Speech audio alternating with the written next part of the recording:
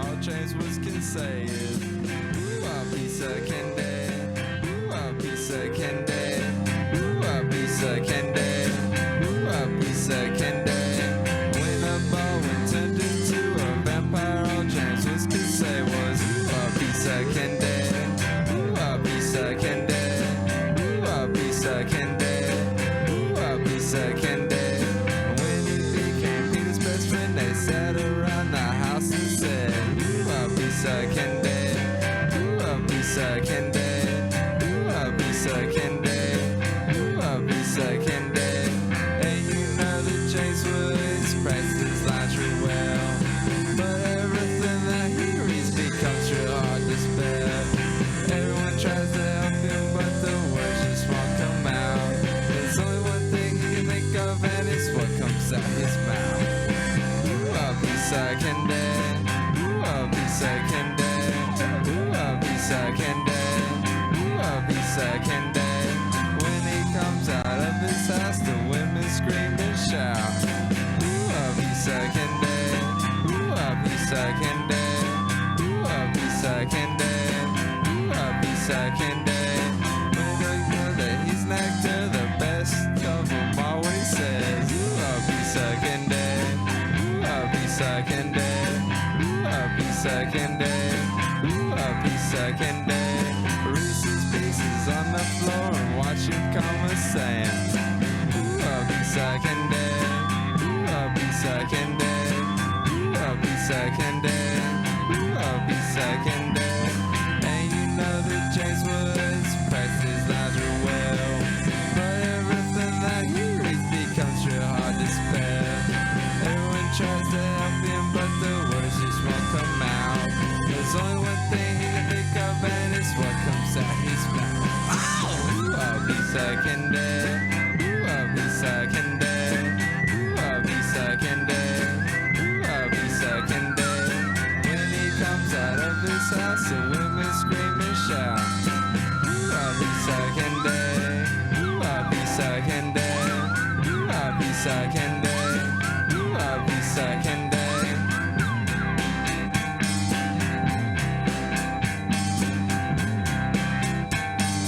Ooh, a piece of candy.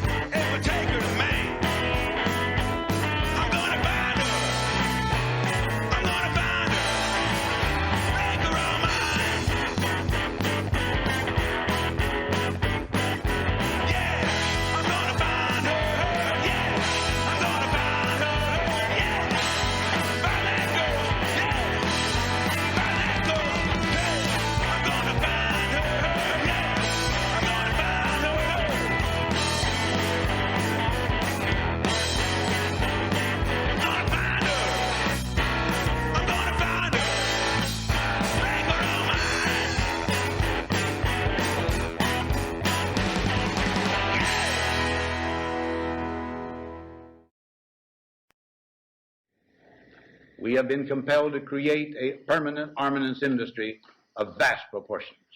We must guard against the acquisition of unwarranted influence, whether sought or unsought, by the military-industrial complex.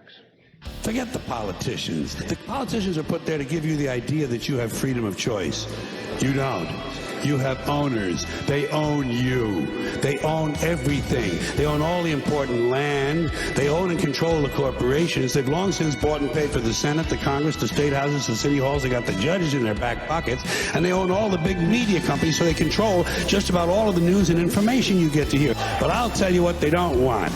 They don't want a population of citizens capable of critical thinking. They don't want well-informed, well-educated people capable of critical thinking. They're not interested in that. That doesn't help them. That's against their interest. I am a revolutionary, and you're going to have to keep on saying that. You're going to have to say that I am a proletarian. I am the people. As a councilwoman, do you think you should really be in handcuffs? Does that send a good message? You're breaking the law? This is about political leadership. All the best activists in the past and in the present have put their lives on the line to fight for the rights of workers. They don't want people who are smart enough to sit around the kitchen table and figure out how badly they're getting fucked by a system that threw them overboard 30 fucking years ago. They don't want that. You know what they want? They want obedient workers. Obedient workers. People who are just smart enough to run the machines and do the paperwork and just dumb enough to passively accept all these increasingly shittier jobs with the lower pay, the longer hours, the reduced benefits, the end of overtime, and the vanishing pension that disappears the minute you go to collect it. And now they're coming for your Social Security money. They want your fucking retirement money. They want it back so they can give it to their criminal friends on Wall Street. And you know something? They'll get it. They'll get it all from you sooner or later because they own this fucking place. It's a big club, and you ain't in it. You and I are not in the big club. I've seen things you people wouldn't believe. We'll do it live. Okay. We'll do it live. Fuck it. Do it live. I'll write it and we'll do it live. Fucking thing sucks.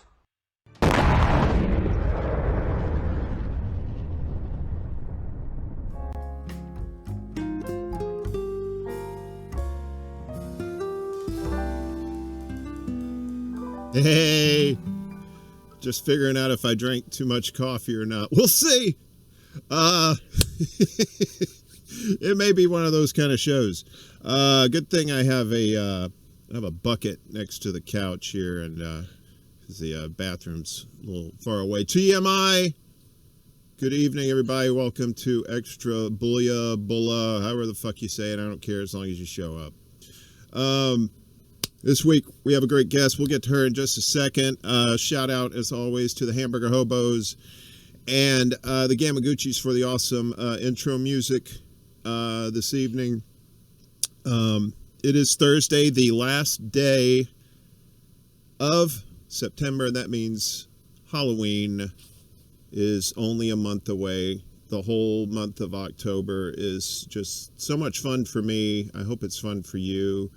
My lady's birthday is on the 6th.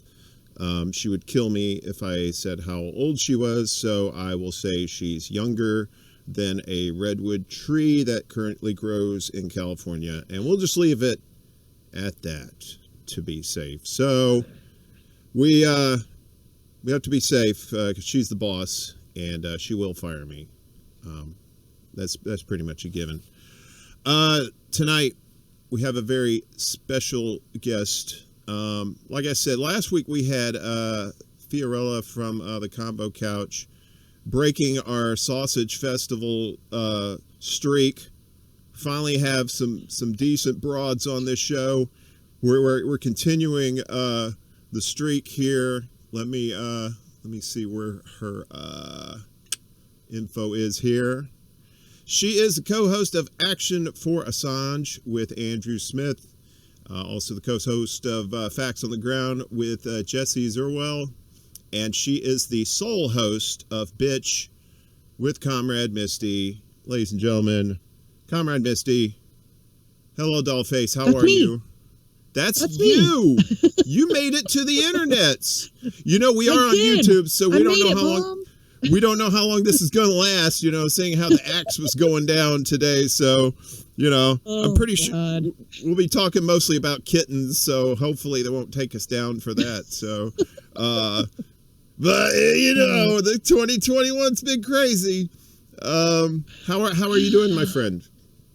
I'm doing pretty good today. Thanks for asking. Thanks for having me. I'm excited to be here. Fee's a hard act to follow, though, so hopefully I can keep up some of that same energy that Fiorella always brings, because she's one of my favorite fams. So, yeah, I'm excited to be here. Thanks for having me. Well, I have 4 Monster energy drinks on ice. If this coffee don't cut it, and... because I've seen you on your shows before, and your energy level, especially. Yeah, I remember after one of the bitch episodes in the group DM that we're in, you said something like, "Man, you were really hyper last night," and I had been off my ADHD meds for a while, and I was like, "Nobody's gonna know." Like, and then somebody says something like that, and I'm like, "Okay, they know."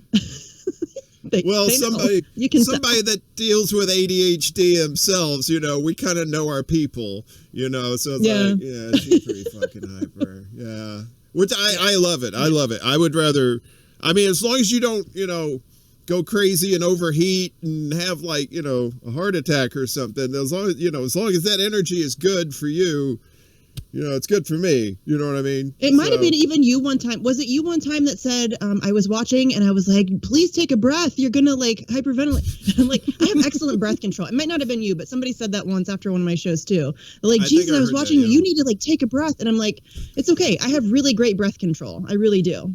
I can time my rants very well. It's all good, guys. You don't have to worry about me. It's fine. See, I do get a little crazy. And just like last week, this is going to be an easy show for me because I'm just going to get the remote. Misty, go. And I'll be like, yeah. All you got to do is find something to get me going, and then I can just go. I'll just go. Once you get me fired up and I go off, it's kind of hard to shut me up. I have to tell people, this is not a joke. When I go on people's shows, I usually tell them, you know me, so I didn't feel like I needed to tell you, but I have to tell them, like, I will, like, just go off. So if you may have to just, like, interrupt me. It's okay. Don't consider it rude. Like, don't think you're being, you may have to just shut me up. I grew up with 2 sisters. There's no way in hell that I'm going to interrupt a lady when you go. I'm gonna try and hit the gaps in the sentences where you have to take a breath. I'll probably try and jump in there, but I'm not making any promises. Okay. I just want we actually got people again this week watching. This is amazing. I want to give some shout outs. Hi guys. Yeah, we got Lucky Burrito in the house. Daryl's here. Daryl is here. Black in the Empire. Steve Cutler live. Steve Cutler's doing a show tonight, 10 o'clock on the YouTubes. Be a nice little after show for this. I always like listening to Steve play his beautiful guitar, and it's just like something to crash out to. It's so nice, and I really appreciate him being that. We got Spittin' Venoms in the house too. What's up, brother? Oh, hey. So all the Hee Haw gang is here. Yeah. So first things first, I know you pretty much talk about him every show, and I want you to talk about him here now. But what I want to know is, as far as Julian Assange is concerned, now I asked Fee her Marvel origin story last week, so I was curious, what led you down that road to that made you such an advocate for not just the freedom of Julian Assange, but freedom of press in general? Well, I've always kind of been pretty big into free press, free speech. It's always been something that I've seen as extremely important. Especially if you intend to fight for anything else, you definitely need those 2 things in order to do that effectively. But as far as being super involved, I wasn't really super involved until Julian Assange was pulled out of the Ecuadorian embassy. I was a casual supporter. I would donate. I bought merch. I read all of the releases. I considered myself to be like an advocate for and a supporter of Julian Assange and WikiLeaks. But really, when when he was essentially kidnapped from the Ecuadorian embassy. That kind of was a smack in the face, I think, for me, and it made me realize how serious it was. And I say this all the time. That's I hate myself for it now for not having been more involved before then. But that really, I think, set something off in me. And I realized that because I think before it was always like, oh, you know, they're going to have to let him out eventually. And it sucked that he was being held arbitrarily in the Ecuadorian embassy. But I was like, you know, eventually this will all work itself. And then no, then they arrested him. And so that really kind of set something off. And I realized how like critical this was. And that's when I kind of went hyperdrive. You know, I have an obsessive personality anyways. And so once I get focused on something, it's like hyper focus. Right. Well, I mean, and Julian Assange and free press is something very important to get hyper-focused on, particularly with events that have been happening this year with censorship of not just independent media, but also just regular people like Ron Paul, you know, had his channel taken and it's down across today. the board. It's not just the left, it's not just the right, it's not just the Alex Joneses, you know, the universally despised, it's everybody. You know, they're taking down, you know, like 21 foreign language news websites in one day. And Richard Medhurst is constantly attacked. Nico's constantly attacked. Convo Couch is still demonetized on YouTube.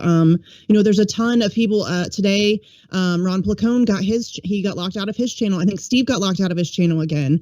You know, this happens all the time and it's going to continue to happen. And it's really scary because we're now to the point, I mean, they just said today that YouTube's going to start taking down anything that they deem to be misinformation about COVID or vaccines. That's fucking scary, y'all. Because who gets to decide what's misinformation? Because even like the information we had 6 months ago from like official sources would now be seen as misinformation. So it's this crazy. It's getting so bad, and I really have a difficult time because I feel bad that I can't find the right words to get people to recognize how serious this is, because this is really serious. Like this, to me, the Assange case, what's happening to Assange, and just the censorship in general is kind of, we're at like a turning point. You know what I mean? We're going to go one of two different ways.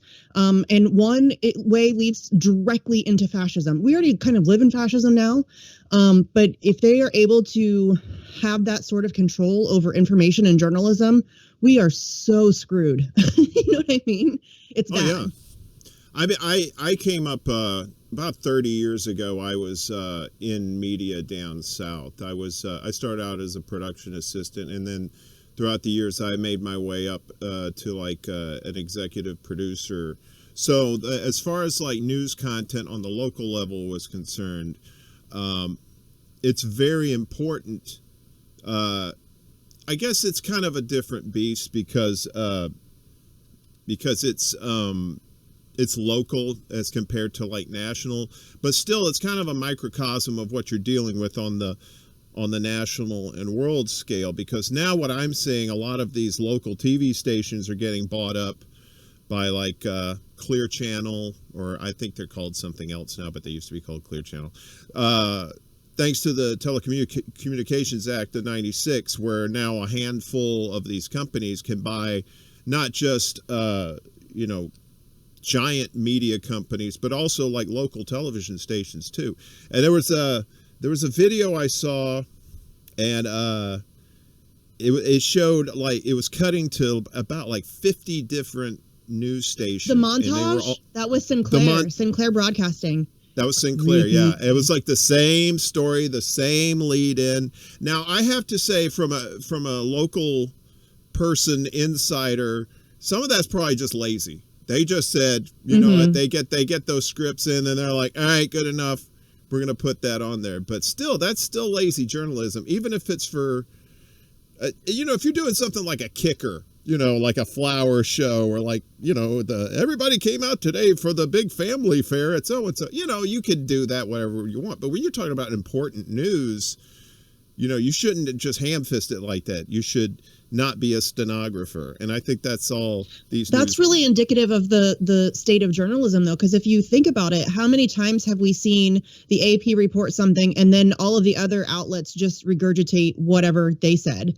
And that happens all the time. They just reprint or regurgitate, something that somebody else, there was one article that CNN said, they just basically just copy pasted somebody else's reporting. And that happens all the time. And yes, it is a little bit of laziness, but it's also the fact that, our media is completely corporate controlled. I mean, years ago, they said 90% of the media was controlled by 5 or 6 corporations. I'm sure it's worse than that now. There's been more mergers. And so we're dangerously close to having complete 100% corporate control of all of our information, all of our media sources.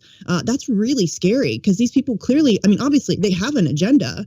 And so, to have a situation where we have no idea what's happening. It takes a lot of effort to find truth in this world. And most people just don't have the time. So we're living amongst people who are completely clueless about what's happening in the world around them. And that's not good. Well, that Rolling Stone article not too long ago is a perfect example of that. How they were saying, oh, they can't get in to the hospital, these gunshot victims, because of the the woogie boogie and all this. And it was like, no, who is it? I think it was Jimmy Dore pointed out. Said, what these guys, this was supposed to be in August in Oklahoma, and these guys are all wearing parkas, these big parkas and stuff like. I've been to Oklahoma in the summertime. And ain't nobody wearing big coats. So but so many people the big media, mainstream media picked up on that too. And I don't know that anybody's done a retraction of that story, a legit retraction. I don't know. Even the actual article, they didn't do a retraction. What'd they call it? Jimmy Dore talked about this too. It wasn't a retraction. They did a correction or an update. An update. This article has now been updated.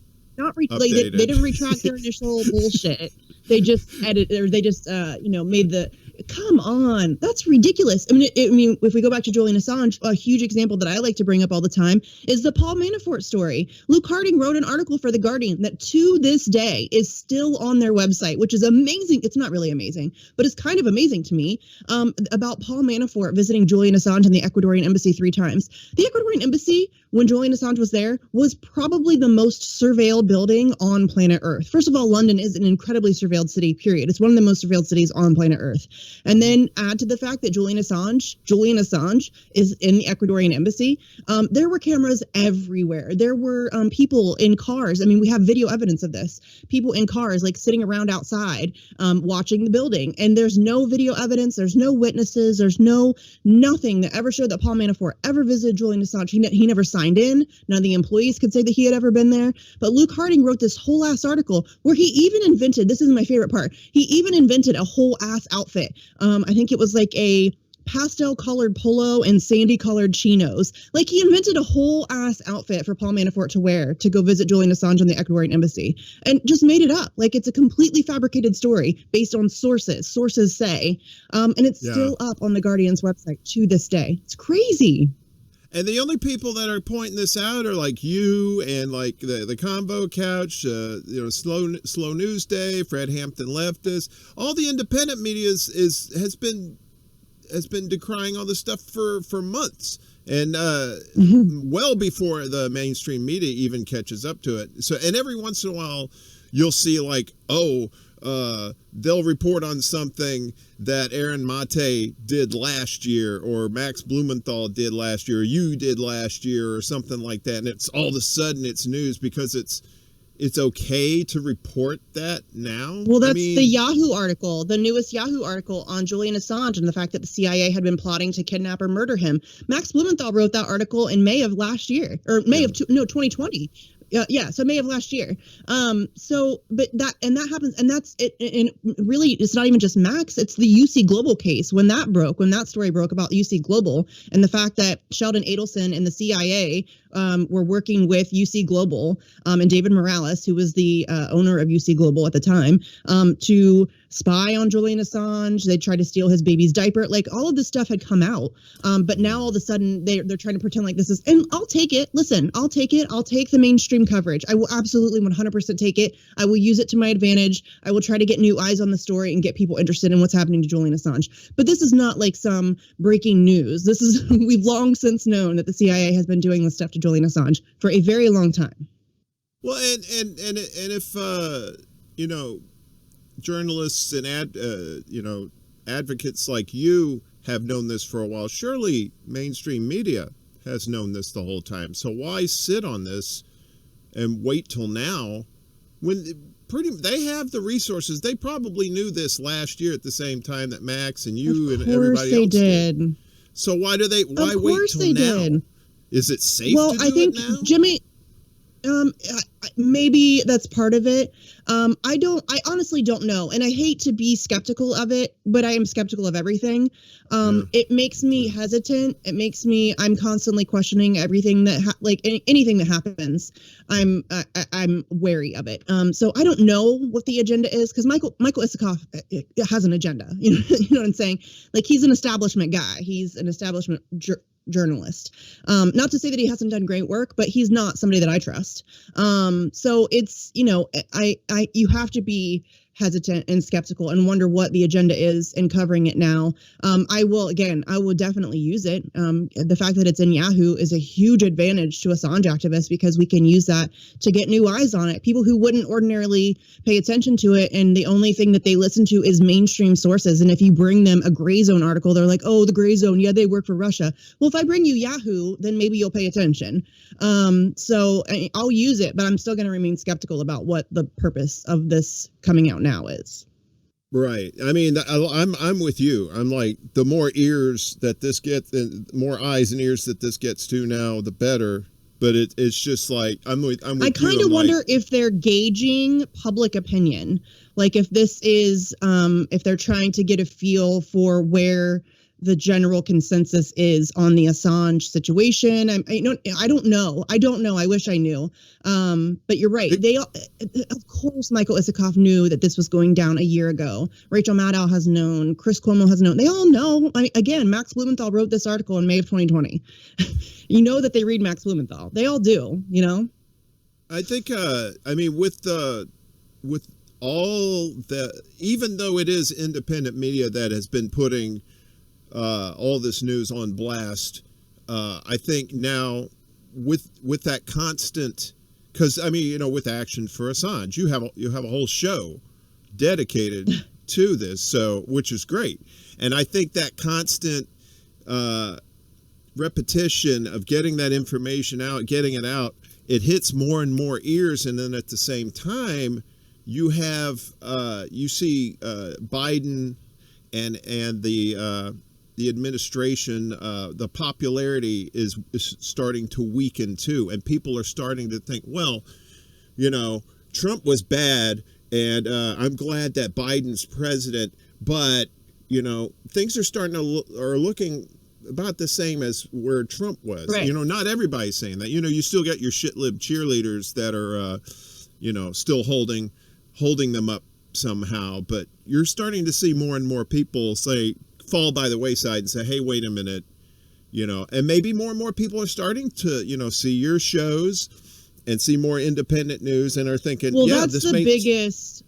Yes, that's the biggest hurdle that we've had, is that there's been essentially an entire media blackout. Mainstream media very rarely even mentions Julian Assange. And when they do, it's to, trash him covertly. They always lead with something terrible and then kind of hem and haw about the First Amendment or whatever. It's always terrible coverage. It's never legitimate. And it's very rare to even get coverage, in general. So like the reason why we do the vigil, and we do it twice a week, and we have done so for, I don't even know, like 120 weeks or something now. I don't remember what week we're on.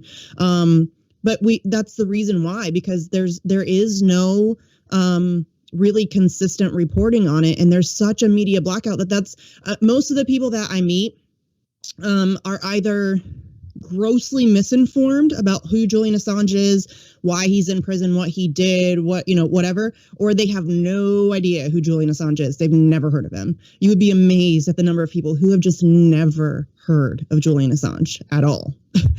And that's, to me, that's scary, because what's happening to him is a direct reflection of what's coming for all of us, and people don't even know what's happening. Yeah, nobody's putting two and two together. Like, oh, everybody thinks that Julian Assange is just some sort of like a freedom fighter or something, and he's just one of many that's in jail. It's like, well, no, he's a journalist, and he's probably the most he's exposed the biggest scars of the American government since I've been alive. Anyway, even at least since Watergate.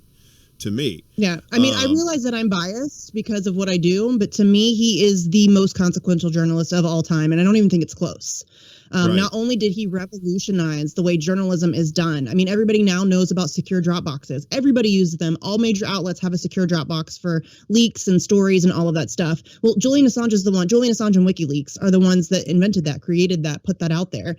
So they revolutionized the way journalism is done, period. But then he has broken more stories and exposed more corruption, not just of the United States government, but of corporations, governments around the world. I mean, he has exposed and broken more stories than I would venture to say all other journalists combined. And he's never gotten it wrong. And that's, to me, that's the big thing, is that this dude has never had to retract a single word that he has ever published in 15 years. That's impressive. It's probably because of that, because he is Teflon in that respect, that they are punishing him and keeping him locked away, because they know he's done no wrong as far as journalism is concerned. And if he's let free to do more damage, he's gonna, because he knows how to do it. He knows how to get this information from people and to get it out. Whereas like back in the day, in the Daniel Ellsberg days, it was all hard copies and stuff like that, and go-betweens and that sort of thing. A lot of danger in that respect, but kind of the same way here. But instead of paper, we were talking digital, but it's more or less the same kind of cloak and dagger thing going on, Yeah. And he's the fact that he's been able to break so many stories and never get it wrong and never expose a source, and people will say, oh, but Chelsea Manning got in trouble. That had nothing to do with Julian Assange. She was in a chat conversation with Adrian Lamo, and she confessed to him that she had given the stuff to Julian Assange, and that's how she got caught. That had nothing to do with Julian Assange. So to be able to release that kind of information at that level, I mean, this is a guy who has broken stuff like the Guantanamo Bay files, the Iraq and Afghanistan war logs, all kinds of corporate corruption, environmental corruption. He's leaked stuff on Russia. He's leaked, just amazing stories, and never, ever getting it wrong. And there's not a single news outlet on planet Earth that has that kind of record. And to me, that's what's impressive. I mean, I remember when he did that interview with, I think it was Sean Hannity from the Ecuadorian embassy, when he said that the source for the DNC leaks was not a state actor. And people were like, oh, okay, you believe him? You're goddamn right, I believe him. Are you kidding me? This is a guy who's never gotten it wrong. You really think he didn't have to say anything. He could just say, I'm not going to discuss who my source is. And everybody would have been an acceptable answer. You know what I'm saying? Right. Instead, he made it a point to say it was not a state actor. And if he is going to be willing to do that, I know he takes that record very seriously. The fact that they've never gotten it wrong. So yes, when he says it wasn't a state actor, I absolutely 1000% believe him. And he had a chance to get the get out of jail free card too under Trump. I mean, even though we found out later that we found out last year, and now we found out through the mainstream media that Trump was trying to put the kibosh on him. But didn't he offer him a deal to say he would get his freedom? Dana Rohrabacher did, or whatever. I'm sure that multiple deals were made. I have no doubt. There's no doubt that multiple deals were made. Julian Assange, would never, ever, ever, ever do something like that, though, in my opinion. I don't think he would ever. He's never going to expose a source. I don't think he would ever compromise WikiLeaks' reputation for something like that, which, again, just speaks to the strength of character that he has. I tell this story all the time because to me, it's incredibly impressive. This is a guy who, and this is the reason why Mike Pompeo had such a hard on for offing him. He was already years into arbitrary detention at the Ecuadorian embassy when Vault 7 was released in 2017. He already knew that he was public enemy number one of the national security state. And he released Vault 7 anyway, which is the largest CIA leak in history. That takes balls, like immense, huge, giant, like, I don't know if I have that kind of courage. You know what I'm saying? Like, that's really crazy to go straight at the CIA in that way. The largest CIA leak in history. When you're Julian Assange, you already know you have, like, the most powerful people on earth are your enemies. And you're going to expose them even further. Like, that's so crazy. But that's just who he is. That's, I think that he takes it very seriously. He takes his shit very seriously. Well, yeah. I mean, if this was all an act, it's an incredible years-long act that involves, getting tortured. I mean, I don't know any kind of actor that would go through that, if they were, in the wrong in any sort of way. So I know we could talk about Assange all night. You've said so yourself. Yeah. But I think I have something over here, and I forgot to prep this. So give me just a second here. We're doing it live, bitches. We're trying to make money off of Julian Assange here.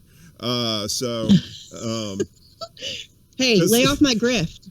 Hey, look, listen, this is for you, all right? I'm your unofficial graphic make you money guy. So all right. I don't know how this is going to work out. So let me see here. We're going to do this. All right. So just give me 1 second here because I've got some goodies for your show so that you can grift to your heart's content. I know that's what you want to do. So let me see here. I'm the worst grifter on earth, just so we're clear. Oh yeah. I couldn't sell water to a fireman if the house was on fire. You know what I mean? I couldn't even give it to them. They'd be like, no, I don't want this. It just makes me giggle when people say I'm a grifter. It's so funny. You are a grifter, but you're the sweetest grifter I know. And I appreciate you being that. I don't know what that means. I'm sorry. Okay. Let me set this up here. I'm almost ready. Okay. You're fine. Okay. So here's the first thing. We did this last week. This was kind of a pasta thing. Nice. He invented the bread and round alliance. So I figured, okay, bread and round cheese. So he shouldn't have to make all that money himself. So spread the wealth, pasta. That's what we're all about here. So there's the Assange shirt. And for those who want even more Assange, there he is there. Of course, nice. Looking very, I don't know. Some people are they like face shirts. Some don't like face shirts. So, we give you an option. There's the famous shit libs. No shit libs allowed here. We also have the Putin puppet. Yeah. With his nice stink. He's got a little bit of a stink face on there. Like, meh, I'm a Putin puppet. Meh. He does. It's a poor Putin impression. Sorry about that. There, I think this is a great shirt to have. You should definitely, in all seriousness, this should be part of the what you sell on the merch store. Do you have a merch store? I do not. I told you I'm the worst. Listen, y'all, people call me a grifter. None of my channels are monetized. I've never had, I have a Patreon because somebody requested that I make one, and he is to this day still my only patron. I never promote it. I've never done any of the stuff. I don't have merch. I don't have, I am legitimately when people call me a grifter, it is the most ridiculous thing I've ever heard. It's ridiculous. Right. I'm not monetized. I don't have any patrons. None of my channels have ever been monetized. Much to my husband's chagrin. Like, he hates it. He's like, you work hard on these shows. You do it like you. It's okay to get and I'm not saying that it's people who are monetized. That's not bad. I don't know why that people consider that to be a bad thing. I know what it takes to put on a show. It's a lot of fucking work. And so you should be compensated for that. And that's okay. Like, we shouldn't be calling those people grifters or like trying to make that out to be like a bad thing. Nobody's forcing you to contribute or donate to those people's shows if you don't want to. So just fuck off. I'm so tired of these people. Sorry. Yeah, you could get me going about these turds too. Well, I mean, it does. It is kind of ridiculous. It's just like people just throw that word grifter out there like it's a-an or the. You know, it's like not everybody's a grifter, dude. You know, some people are doing this. I mean, I hopefully will do this to the point where I can make my rent. You know, where I can pay for my phone and pay for my internet, pay for food, and maybe have a little extra to do something with my girl. That's it. And nobody's trying to get rich over here. You know, it's all about just wanting to do this full time. And in order to do that, unfortunately, you need funds to do that. So you need to be compensated. And it is work. You should be compensated for your work. Especially, I love that all these people on the quote unquote left who pretend to be communists and think that, you know, workers should be compensated for their work fairly and then expect people to do this shit for free. Like, you don't make any sense. Right. You know, we're trying to do the whole worker owned, you know, get away from corporations, and then you're going to criticize that too. Make up your mind. Well, you know what I'm saying? It's so annoying. I don't think people know what exactly. They hear things that sound good, and then they espouse those for a while till they actually figure out what it is. And they're like, oh, and then they'll jump on something else. So, but we have more here. So we have more money making opportunities for you. So let's get back to this. More grift. Let's go. There's more grift in here, baby. All right, what else we got here? I know you like using the kitty gif. I love that gif, man. I have to admit, I kind of stalked your page a little bit yesterday. I was looking for goodies. That's all right. I was going to do like some fun little video thing, but I couldn't find some really good stuff. So I said, okay, fuck it, we're going to do these shirts.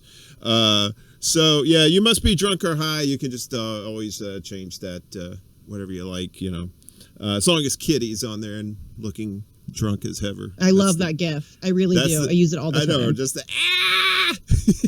I love it. Ass kitty. This is a good one. I was hoping that this seems to be a moniker of a badge of honor for some folks. I have yet to get the show block. Really? I've gotten the Senk block, the Jenk block, and the Anna block. So I've got the mom and dad block, but I haven't got the show block yet. So I'm waiting on the hat trick. I've been doing my best, but they're a stubborn crowd. Wow. I guess they only have a certain amount of blocks they can do a day or something. I don't know how that works. And then this is me stealing your idea for Bastard with Uncle Warren, and yeah, it's just me just being pretty much a shitheel. So that's I like it. I don't think there's any more there. Okay, there, we're good there. We need one that is cats on the ground instead of facts on the ground. So, I forget who we had on. Oh, it was when Jesse Jett was on Facts on the Ground the other day, and it ended up like divulging into a conversation about my multitude of my army of cats.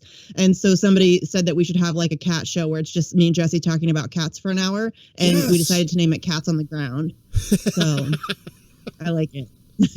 So I need a Cats on the Ground. All right, well, I'll fire up the old Photoshop machine after the show, and we'll get that bakery cooking those out for you. So so you got I've been let's see if we can I'm gonna try and see. Let me see if I can get your pictures up here. You recently. I'll yell at my husband while you're pulling these up and see if he'll go get her for me. Hold on. Okay, cool. So, okay. Can you go get Jack? Let's see here. You can hear me. So this is Jack. Little Jack. There's now, baby Jack.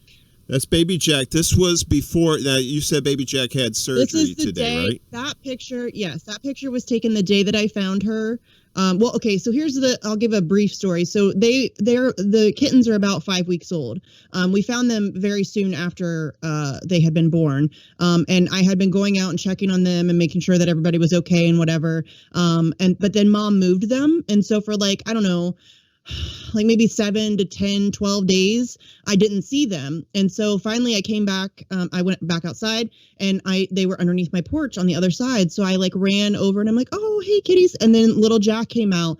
And with that, you guys just saw it, this huge ass thing on her eye. And I freaked out. And scooped her up and I ran inside. My mom's living with me right now. And I'm like, Mom, I need you to watch my kids. I have to go. And so I drove 45 minutes to Dublin, to the OSU Emergency Veterinary Clinic. And she lost her eye. Her surgery was this morning. And so that's today. That's a post-op pic. So yeah, poor little baby Jack. She's so tiny. She weighs just over a pound. She's like 1 pound, 1 ounce. And she's the cutest little nugget. She's very sassy and cuddly. She thinks she's a parrot. She likes to sit on my shoulder, which is, I don't know. She likes to lay on my neck and she likes to sit on my shoulder. She's a crazy cat. But yeah, little Jack lost her eye today, but she's doing great. The surgery went really well. She's a little drugged up and out of it, but she is doing really well. So, yeah. And animals like that. And I grew up, down south and we had like a plethora of animals. We always had a whole bunch of like dogs and cats and stuff like that. And, the cats are very, very resilient creatures. I mean, we had one that was missing like a back leg, but it was like, no big deal. The cat just adapted, kind of ran funky, but, the cat was happy, it was just doing its thing, and I'm pretty sure Jack's going to be the same way. Get acclimated to the one eye. Maybe you could get him get her a little pirate, eye patch. Like somebody said for Halloween she needs to be a pirate for sure, and I'm like, now I got to find a little tiny pirate hat. A little teeny tiny. I'm one of these people. Okay, so, my lady and I, we go to the New York Comic-Con every year, right? And they have this giant show floor where everybody's peddling their wares and whatnot. And there's always this guy, like way in the back, and he sells these teeny tiny hats. And they're just like, I don't know what it is. I just love hats. Like anything tiny, like a kitten, a puppy, a hat. If they're tiny, I'm just like, I just turn into, oh my goodness, a little and I just start speaking this language. Like my girl just kind of looks up at me like, the fuck's wrong with you? I do the same thing though. Like when we go to a fancy restaurant and they have like the little baby Tabasco bottles. I'm like, oh, it's so cute. It's like, yeah. I think it was, this is kind of random, but there was a cartoon on Adult Swim called Harvey Birdman. And there was a villain on there, and he would shrink things because he liked things tiny. So every time he'd shrink it, he goes, "Oh, it's so cute and tiny." I'm kind of like that too. I'd shrink him down and like, "Oh my goodness, you're so sweet." But then I get the look of disappointment from my girl. What is wrong with you? That's the side eye. That's the look. She's like, she's very supportive. Don't get me wrong. Oh, that was cute. She's very supportive, but she knows that I'm batshit a lot of the time. So she kind of tries to not control me, but control the batshit so that it doesn't go out of control. So if I'm like going crazy, seeing like a puppy pile-on video, because if I see puppies like crawling all over somebody, and it's just like, I think there's one in here. I gotta show you. Here comes Jack. Oh, sweet. I'm gonna put Jack up while I look for. Aww. This is Jack. Oh, she's not happy about this little cup. She's pretty pissed sweetie. About it. Hi, little baby. I'll be whipping you when you cat o' nine tails. Yar. She's the sweetest thing. Here we go. Puppy pile. I think she is just gorgeous. Do you think she's a runt? You think she's the runt of the litter? No, she was the second. Okay, so I don't know if you were following the whole, because there was another cat that I was definitely the runt that I tried very desperately to nurse back to health. like stayed up all night, 2 nights in a row, like fed it bottles and all of this stuff. And we ended up losing that one. But Jack was probably the next smallest one, I would say. Oh, okay. Because I remember a while back when I had my cats, one of the cats was the runt, and was just the sweetest thing. And you could cradle her like a baby, right? And if you scratched a certain spot in her back, she'd start licking your nose, right? Yeah. And so I was a big time stoner back then. So I'm sitting there, I'm baked as a cake on the couch, and I'm watching something, and I'm sitting there scratching the cat's back, and the cat's licking. And I get, it's good like 20 minutes, and then I stop, and I'm like, oh shit. And I put the cat down, and the cat's just like, it just runs immediately to the water bowl. I didn't mean to torture the cat. I thought it was like everything was cool. I was scratching, she was licking the nose, you know, we were golden. And then the next thing you know, I practically dehydrated the poor thing. That's why I never had kids. I think, the cats were kind of the trial run, and for the most part I did okay, but you know, if had those been humans, I think social services probably would have showed up. Pretty sure. The lady friend. Cats are easier than kids, for sure. Yeah. Cats are easier than kids. Although I had one, they were both house cats, and one of them got out, and she was gone for like 2-3 days, and I thought, okay, she's just gone. But then she, you know, on the front door, and I opened the door, and it's like the cat's like, all right, I'm back, bitch. I hope you still got some food for me, you know. And then she walked in and went on a little adventure. It's fine. Oh, I love those cats too. I miss like that's what I miss about the South. I think was we had like about 2.5 acres, and Dad had this huge like vegetable garden and stuff like that. And so we had, like I said, we had dogs, we had cats, we had chickens, we had turkeys, we had goats. The goat thing was hysterical because we had this windrow in the back of the property that had all this brush and stuff, and Dad said, oh well, these goats are going to go and they're going to eat all that shit.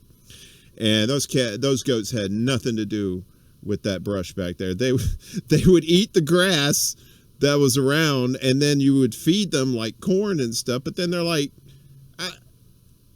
you're feeding us this corn. I ain't gonna go eat that shit out there. What the fuck's wrong with you? So goats are pretty fucking smart. Although when they stick their head through a fence and then they can't get it out, then they're pretty fucking smart.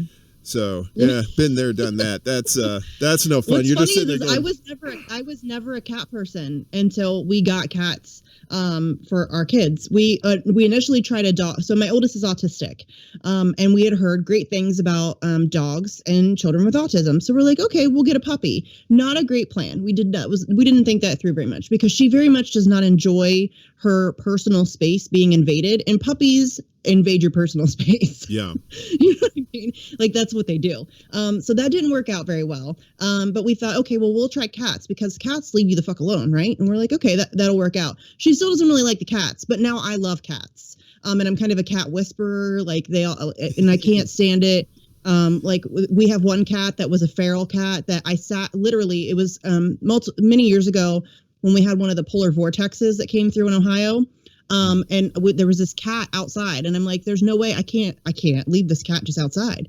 So I sat on my kitchen floor in the freezing cold with the door open for like hours a night, trying to coax this cat, like get this cat to like me, like trying to give it tuna and like feed it.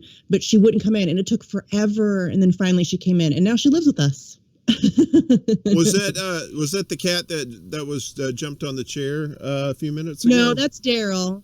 Daryl was one of the ones that we originally got for our kids. And like I was telling you before the show, Daryl is my best boy. He is the best cat. He is such a calm, he's kind of a mother. Like all of the other cats he looks after, and he like grooms them. And he like this, when this little nugget came along, we have her in our, one of the guest bathrooms, so that we didn't want the bigger cats to mess with her and, mess with her eye.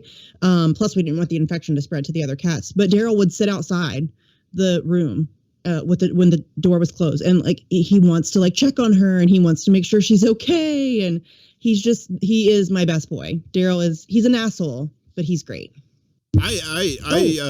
I'm definitely a cat person because I mean, like you said, the puppies, the doggies, those are great. They're great. They're loyal, but they will get all up in your face.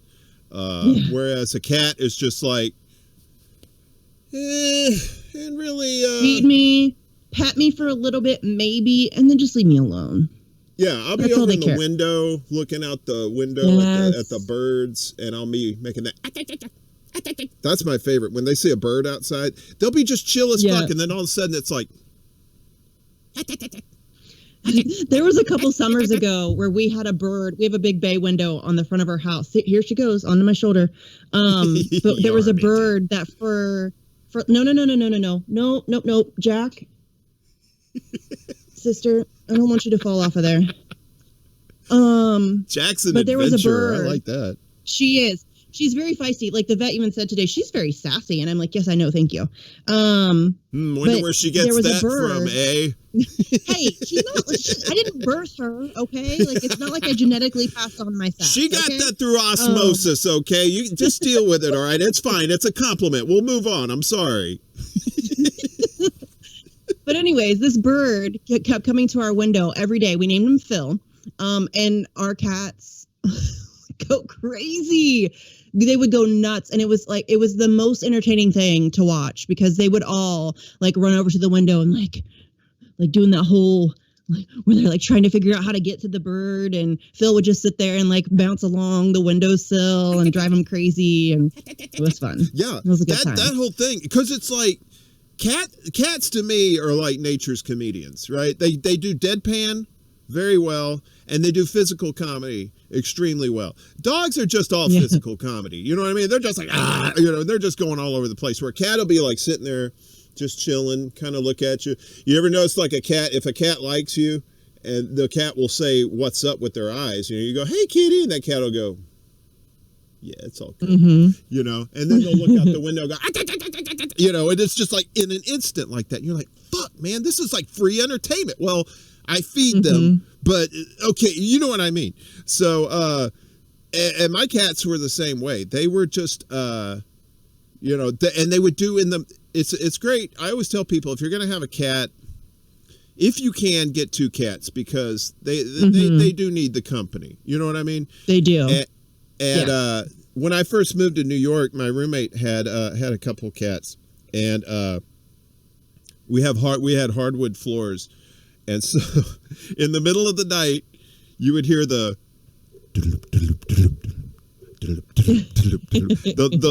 little kitty galloping, and my girl would stay over, and it would be funny because she's kind of a light sleeper. Me, I'm just like, I'll be out, but I would hear that. I would hear the and I would hear her just going. It's like, oh yeah, the kid. It's the cats. It's the kitties that are just going crazy, and they'll just like do this ninja shit all over the place, and then the next thing you know, they're just assed out on the couch. Do you ever have the cat that would sit like a human, like would sit with like his back against the couch, and it's just like, I love that. That's when you know that cat is fat cat. They are super comfortable. Yeah, that's when you know they're like chill as fuck. If they're doing that, it's like, okay, because apparently, like if they expose their belly or something like that, that means they have trust for you or something. Because usually a cat will not do that if they don't. So, but I mean, he's just sitting there, or my cats was just like, it looked like alcoholics were just missing a beer bottle and a remote in the other paw. That kind of, that was the setting that it looked like. So. Yeah, I need to set that up next time my cat does that. I need to like get him a beer. If you do that, take a picture. Listen, and even if you just get him in the pose, we'll put the remote and the beer in their hands. I have pictures of him in that. I'll send them to you because he does it all the time. And he's a huge cat, like he's a giant fat cat. That's another grift idea for you. We'll make those cat shirts. It's raining money here at Extra Bulla. You're welcome. All right. Yeah, I like this. Somebody called me a grifter for having a GoFundMe for Jack's surgery. Like, really? What? Well, I did see that Mr. T gold chain around Jack's neck, so I, yes. I'm like, hey, listen, what's going on Jack here? is dripping in ice. Jack has got Deuces. all the finest cat toys, and hell yeah, you ain't got that bling, you ain't got a thing, baby. Hey, let me acknowledge the chat here. I've been kind of ignoring these guys a little bit. Some of the David Summers is here with us, or at least he was. The Combo Couch. Hey, fam. Yeah. All right. I don't know which Combo Couch member it is, if it's Fee, Johnny, or Pasta, but hi, fams, or maybe it's all of them. Who knows? It could be. They could be all three of them tippy typing on the keyboard in unison because they are family. Yes. I mean, my family never did that. I'm just saying. Some families are different. In that respect. So thanks, guys. We got 6 people watching right now. Steve Wolfbrandt, he's one of them too. Thanks, Steve, for showing up. So yeah, I don't know. I it's weird. You could talk about Julian Assange all night. I could talk about cats all night. I just told you, cats on the ground. I could do that too because I have so many. I'm like, I could bring out a cat a week and we could introduce you guys to them and you could learn about them and their personalities because they all have their own personalities. And they're all crazy. I just took Jack's cup off though, and she's so happy about it. Look, she's so happy. Oh, let me get her up she's there. So happy. Oh, sweetie. Hey, your baby kitty. Yes, you are. You sweet baby. She hates kitty. the cup. But they don't, like, the little cones, they don't have them small enough for her. So they had to, it's like literally one of those old cups, like drinking cups from school or whatever, that they had to cut and fashion into a little cone.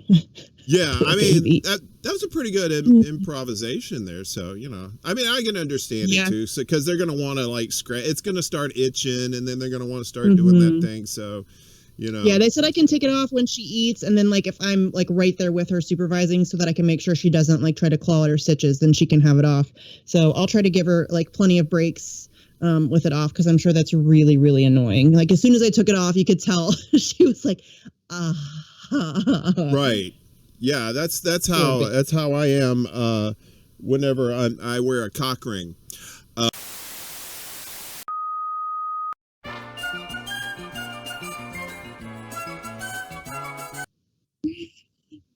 I mean, that was not meant for this show. That was a list of questions I had for another show. Sorry about that. Going ahead in the future. It's like taking off your bra, ladies. You'll get that. Ladies will get that. It's like taking off your bra. It's the best feeling in the whole world. I'm starting to get man boobs, and I may need a trainer here pretty soon, and then I'll get to complain about that too. I could go, at the end of the day, and I'll pull it off. Through the seriously is the best. It's the best. It's so nice. My girl says she complains about some bras because she says she ends up with Picasso boob. Like one boob will be up here and then one will be down here. Yeah. And I always try to picture that in my head, like her like naked with the boob eyes, but then there's like a giant mouth for the belly button, and then she doesn't talk to me for a few days after that. So that could be a fun body painting experience. Right. We have they do the mermaid parade every like spring or summer, I think, down at Coney Island. And it's great. It's just like a Mardi Gras parade, and it's just everybody dressing up in like mermaid themed stuff, and it's just a good time, and they have a ball like at the end of it, like some organization. That does sound like fun. It is. I don't know if they still do that or not, but we used to go all the time just to go see what they. And it was just amazing, like some of the costumes and stuff that they wear. But I don't know, since the Woogie Boogie, I don't know if they're still doing that or not. They may. I don't know if they did that this year. I know they didn't do it last year, but they may try and bring that kind of stuff back. So. Yeah. So, but if I was to paint up myself, I would probably paint up the Picasso boobs, and then I would go off somewhere and play with them for about 10 minutes till I got bored. So, because that's what guys do. It's like, if I had boobs, what would you do? I'm like, yeah, I'm not going anywhere, jerk. You guys have fun. You would be bored after like 10 minutes. They're not that exciting. Yeah. I've had them my whole life. They're not that exciting. I know. I like stress balls, though. I'm a big fan of like the fair, like that. But I wouldn't do that to mine because that would probably hurt. Because I don't know like the inner workings. I know we didn't. I had no idea we were going to start talking about weird breast sizes on this show. This is probably why I don't have many women on here, because I'm kind of stupid and I go into like, things my girlfriend I'm not says. one of those women who gets like offended by, like, I talk about this stuff all the time too. So you're fine. It's fine. You don't have to worry about me like being offended by this stuff. What I love about you is that you call women chicks. And and dudes. I call women dudes. And dudes, right? Yeah. See, I'm always like my lady, she's close to my age, and so she's not really offended by anything. I mean, we watched a Serbian film together, and she was not fazed by that. She was just kind of like, that was different. Have you ever seen that movie? Mm-mm. Oh, okay. Just Google it afterwards. Don't ever watch that movie. It's horrible. It's like, okay. It's very extremely disturbing, but it's a nice litmus test to see how much a person can take of disturbing fictional type stuff like that.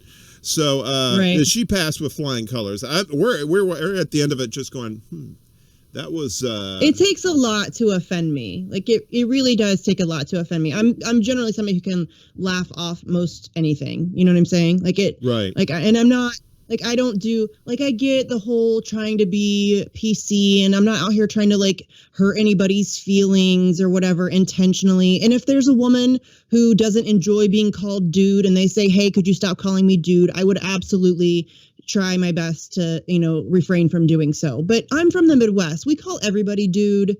It's not meant to be offensive. It's people. I just think that there's too many people like searching for reasons to be pissed off. And I just don't care. Like I'm more worried about, the government screwing everybody over and murdering us all slowly than I am about somebody calling me a chick or, that shit doesn't bother me. So, you and your big picture, you should be worried about who you call dude, lady. All right. Jesus, priorities. Okay. Hey, Gamer for Life is here. Hey, how you doing, buddy? Hey. It's all right, brother. You're never late. As long as you're here, you're fine. We're good. Wizards are never late. A wizard is never late. He arrives precisely when he means to.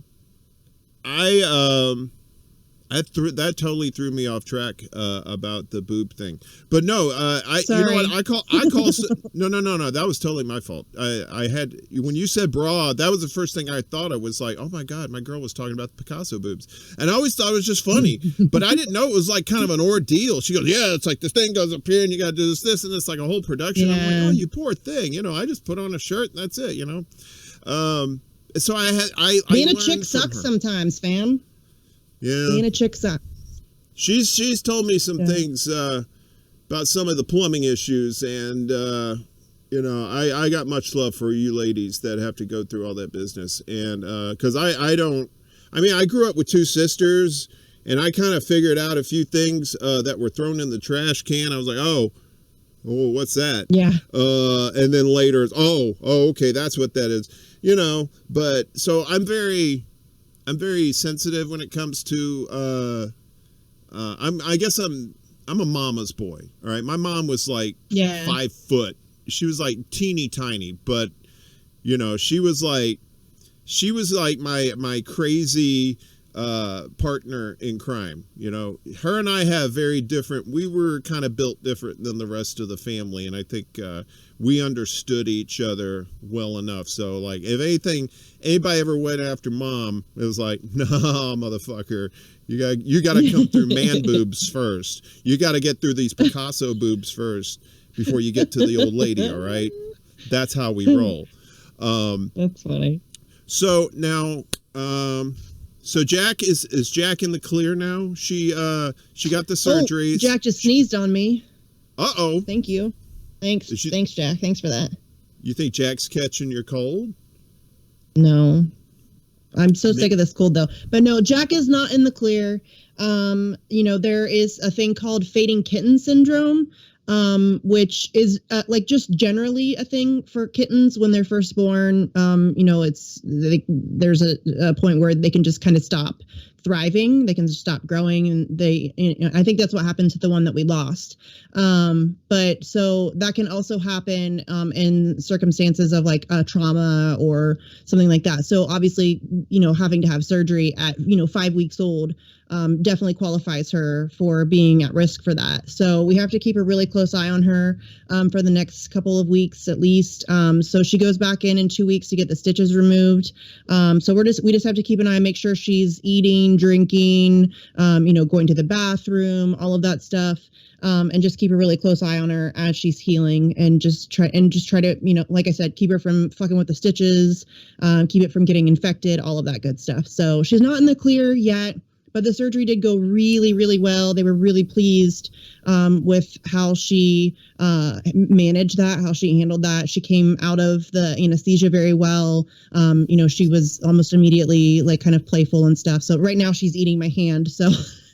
Well, you were talking with your hand, and like you were doing this, and then she was just going, "Hey, give me that. Yeah. What are you doing? Give me that." She likes to chew on my hands and my fingers, and then she also likes to eat my hair. So like I said, she likes to sit on my shoulder or lay on my neck, and then she'll eat my hair, and she's a little nuts. But yeah, she's a good kitty. So hopefully she pulls out of it, and she can heal properly and all that good stuff. They did a great job on the surgery. I know it's hard to see on camera, but they did a great job on the surgery. They said that right now it's swollen, but there's a chance that like as it heals, it could kind of like concave, because there's obviously no eyeball there. They did put like a skin thing, like an artificial skin under there. Sorry, this is probably gross for people. But yeah, hopefully she'll pull through it. We just got to keep a close eye on her for the next couple of weeks. I think when we talked about Picasso boobs, that was pretty much like anything goes at this point after that. So yeah, if you can handle our Picasso boobs conversation, you can handle our concave eye socket conversation. Weird anatomy here on Extra Bulla. If you have misformed breasts or if you're missing an eye, don't worry, we are your family. Yes. I have to watch those kitten videos. As much as I love watching your shows and like Convo and Steve and all those guys, getting that information is very important, but it's depressing as fuck. I'm not gonna lie, because sometimes it's great news, but it seems like more often than not, it's not good news. But it's news that you need, right? So I often, my lady says, how can you watch all that stuff? I mean, doesn't that just drive you? She's more local, political. She's born and raised here in New York, so she kind of keeps an eye on the local situation. Like, she's a big advocate for affordable housing here in New York, that sort of thing. She's from Chinese descent, and so she's always watching out for not just Chinese folks here in the city, but also all the Asian folks that are getting sometimes attacked, and so she advocates for them on the local level. But she doesn't really I kind of have to fill her in from what I get from you guys about the national and world stuff. So, and when I tell her that stuff, she's like, well, how do you deal with that? Well, this sounds like a lot of heavy stuff. So I said, well, I got to watch puppy and kitten videos. In fact, I have here, I knew I wasn't going to need it tonight, but I'm just doing this for an example. Like, if I was ever in a stressed out conversation with somebody on this show, I'd just go to this. Oh. See? The one in the middle that's upside down, that's the ringleader. That motherfucker is running that whole goddamn show, right? So anyway. I love them. I want them. Look at it. It's just like, oh my God. Who does that? What the shit? Look at it. You know what? The little noses and the little mouths. It's just like, it's like a little bitty. They're little beans. The beans on the feet. Feet beans. Ah! Okay. That's too much cute overload. Seriously, though. Or I may have had too much coffee. Woo. Or both. That is a lot of cuteness. That is a cuteness overload. That's like military grade cuteness right there.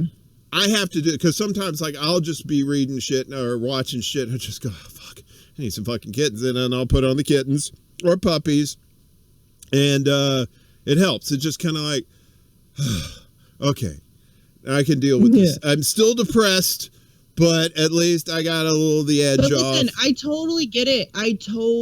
Because we've been talking about this recently on the vigils. The vigils are a lot, yo. That's a lot of heavy stuff to talk about. I mean, we're twice a week, we're talking about the torture of journalists, the prosecution and persecution of whistleblowers, war crimes, special administrative measures, political prisoners, all kinds of stuff.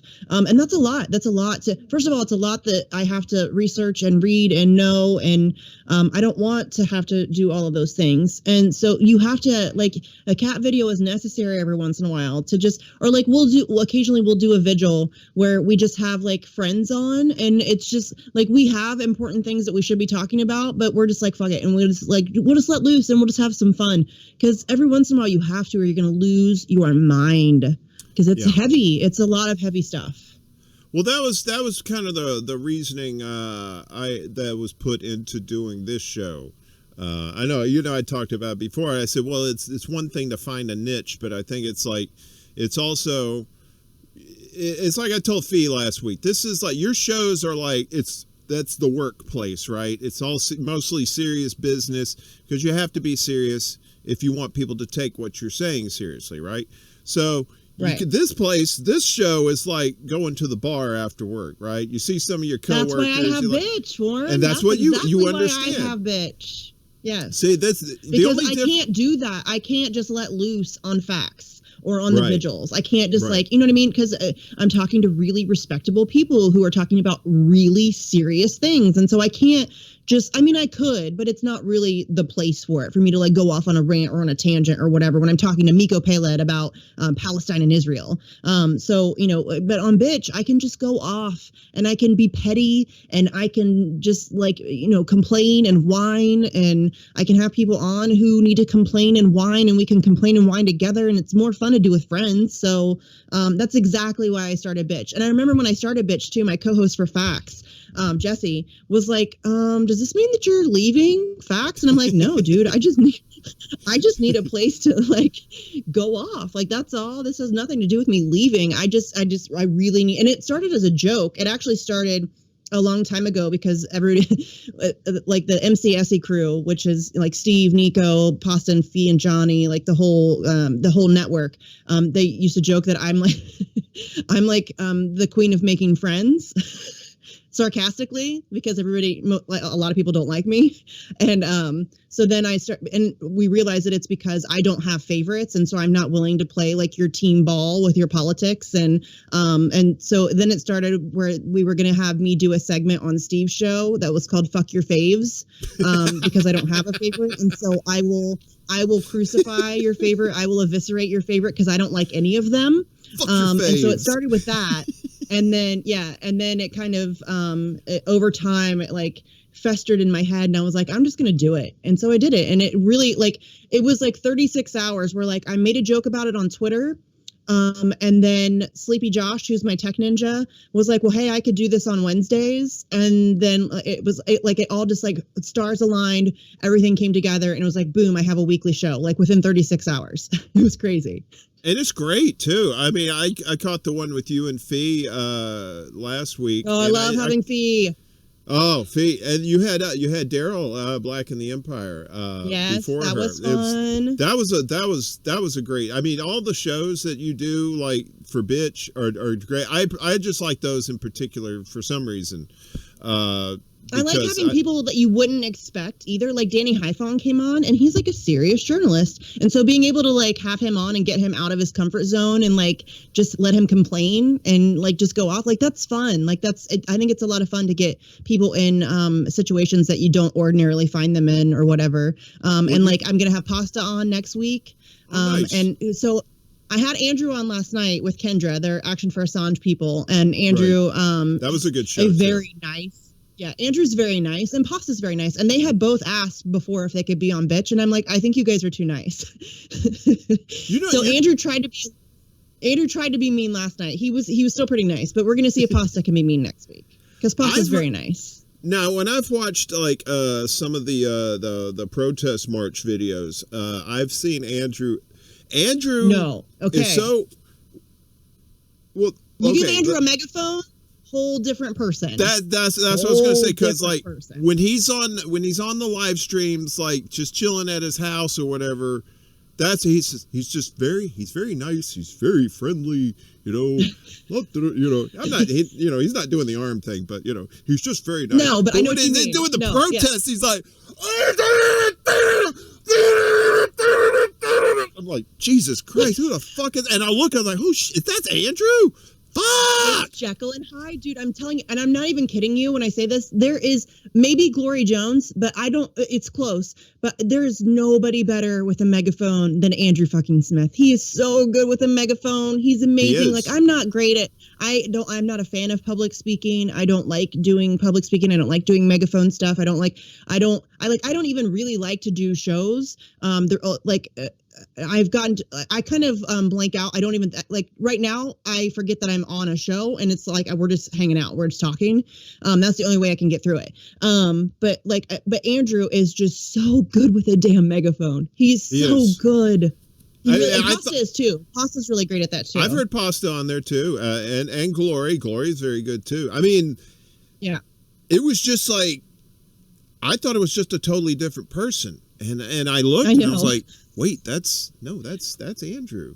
That's the thing, though, because Pasta, like, you expect it from Pasta. Pasta's the same on a megaphone as he is on Convo Couch or whatever. Glory's the same. Like, Glory's loud in person. She's, you know what I mean? Like, she just is who she is. But Andrew is kind of quiet and shy, and he's super nice, like, just in person or on, like, a live stream. But then you get him at a protest, and it is legitimately a completely different human being. He's a completely different human being. It's so funny.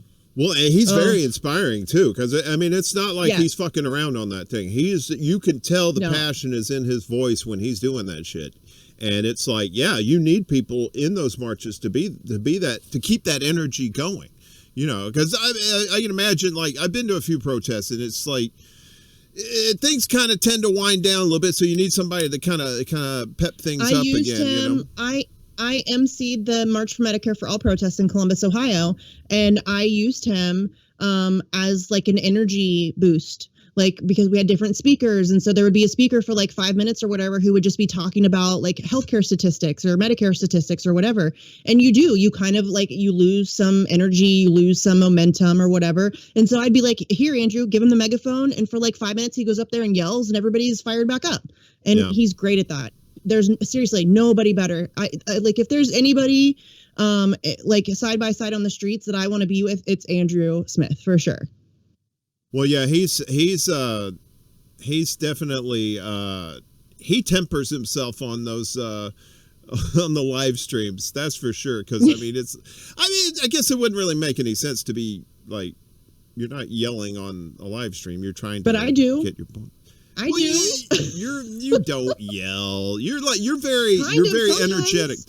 You to me anyway. I just get the fact that you're just very energetic, and the fact that you have that much energy and passion about what you are talking about says to me, even if I didn't know you at all, that would say to me like, this is really important, because it seems like she doesn't seem like the kind of person that would bring noise to some bullshit. You know what I mean? If you're bringing that noise to something, it's got to be very important. And of course, with Assange and all the protests you guys were doing, like the March for Medicare for All, for Assange, and very important things, and you have to be vocal and you have to be energetic about it. Because like I said, it's like we were talking about on these shows, how you have to be serious most of the time if you want people to take you serious.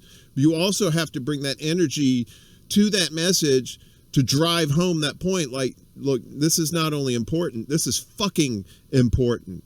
And you need to learn this shit. Because a lot of people don't like my approach. A lot of people think that I'm too mean and that I need to be nicer to people like AOC or Bernie Sanders if I want them to speak out or whatever. And I don't really give a shit. If you want to do that, you go do that. I'm going to do me. That's not me. So I tell people all the time, it doesn't matter if you like me or not. You can still understand that I'm right. That this is an important thing. So it doesn't matter if you like me. People I think a lot of people on Twitter who don't like me refrain from getting involved in the Assange stuff because I'm involved in it. And it's so infantile. Like, put your personal bullshit aside. I'm 100% willing to work with people who have been stalking me on Twitter, people who have been smearing me on Twitter. If you want to jump on board the Assange train and help us out, I'm 100% willing to work with you. I will show up to events with you. I will stand side by side with you and chant free Assange 100%, because it's not about me. But for a lot of people, it's like it's personality above the politics. And I hate that. Well, yeah, I mean, and if you're putting personality above the topics and the issues, then you're not serious about it. You're just more worried about how the message is being conveyed, which is, I mean, there's an importance to that. And I'm not for everybody. I get that. Yeah. Well, I'll tell you this. When I think this was during, I discovered you and Fiorella at the same time on Twitter. And I think this was around the time before Bernie announced he was going to run again, right? So I was still, at the time, Camp Bernie. I'm thinking he's our only hope at this point. You probably didn't like me much then.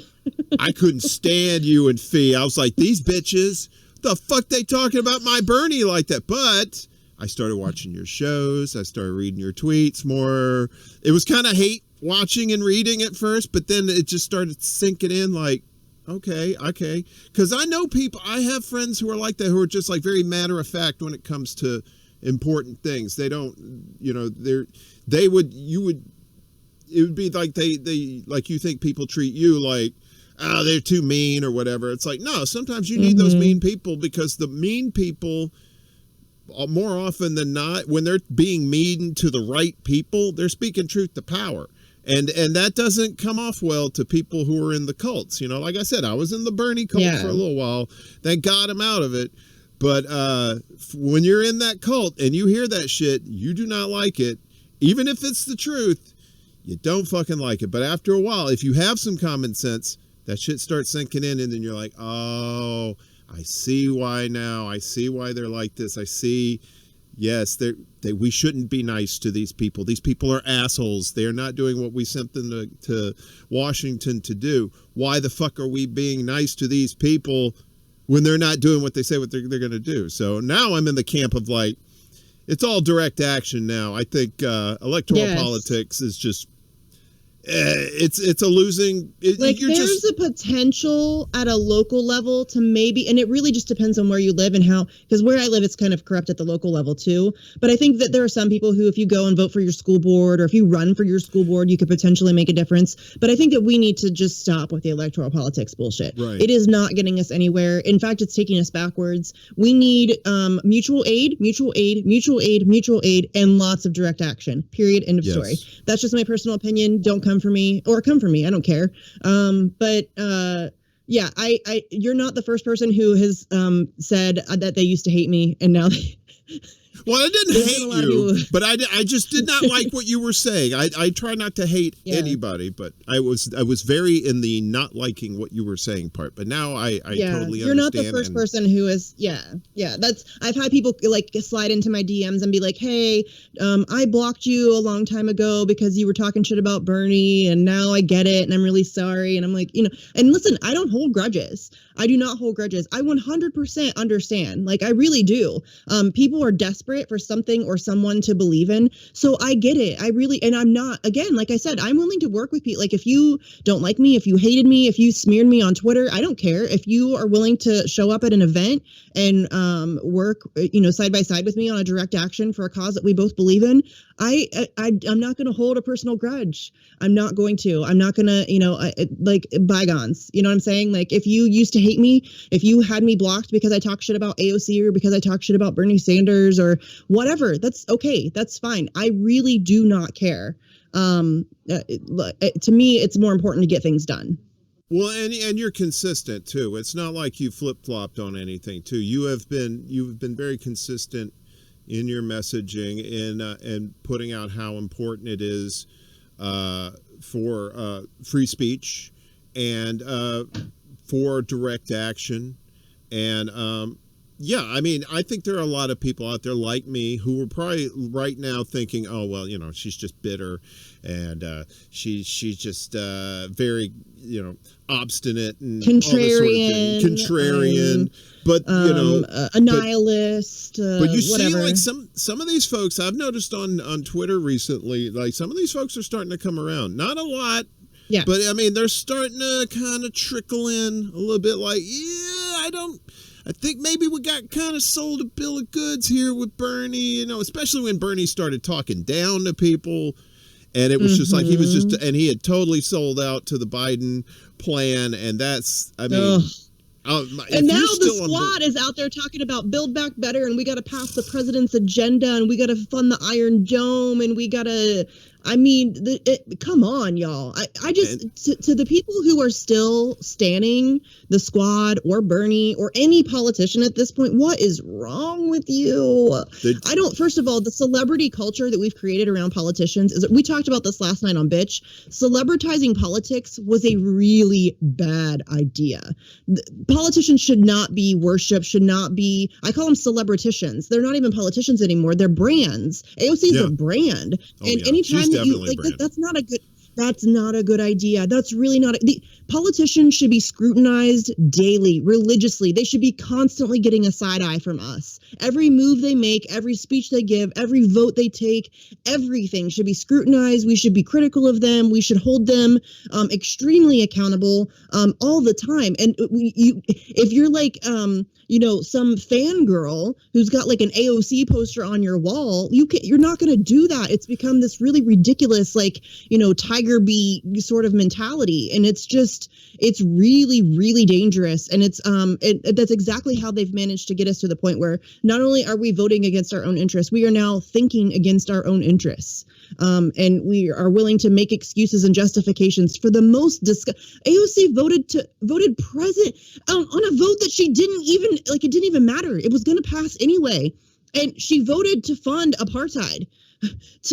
Really? But there are people who are making excuses for her doing that.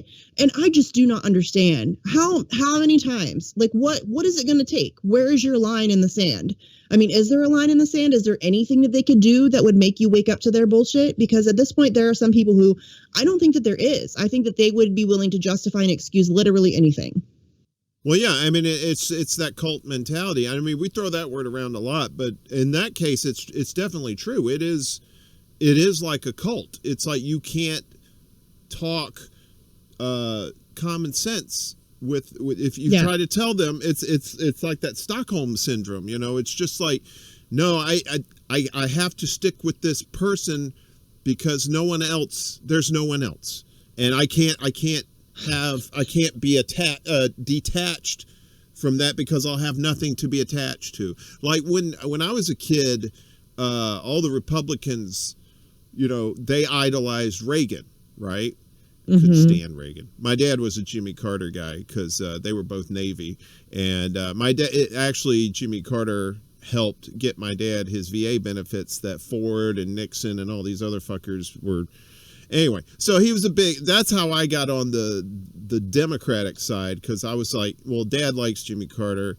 I like Jimmy Carter too. And I didn't even know about Reagan and all the crazy, illegal shit that he was doing with Iran-Contra and then the Alzheimer's later. But there were people who stand Reagan, but it was more of he was the apple pie, the bald eagle. He was more of like the national symbol. Whereas today you have in the post American Idol world, where you have the internet, you have all this access to information and biographies of people, and like seeing you could just turn on the computer or your phone or whatever, and you can see AOC in the dress at the Met thing, or you can see AOC crying on the floor of the House after that vote. I still don't understand the crying thing. It just seems like She's that's part of the brand. Drama queen. It's the drama queen is part of the brand. The drama is, she's 100%. Very emotional. She's passionate. She really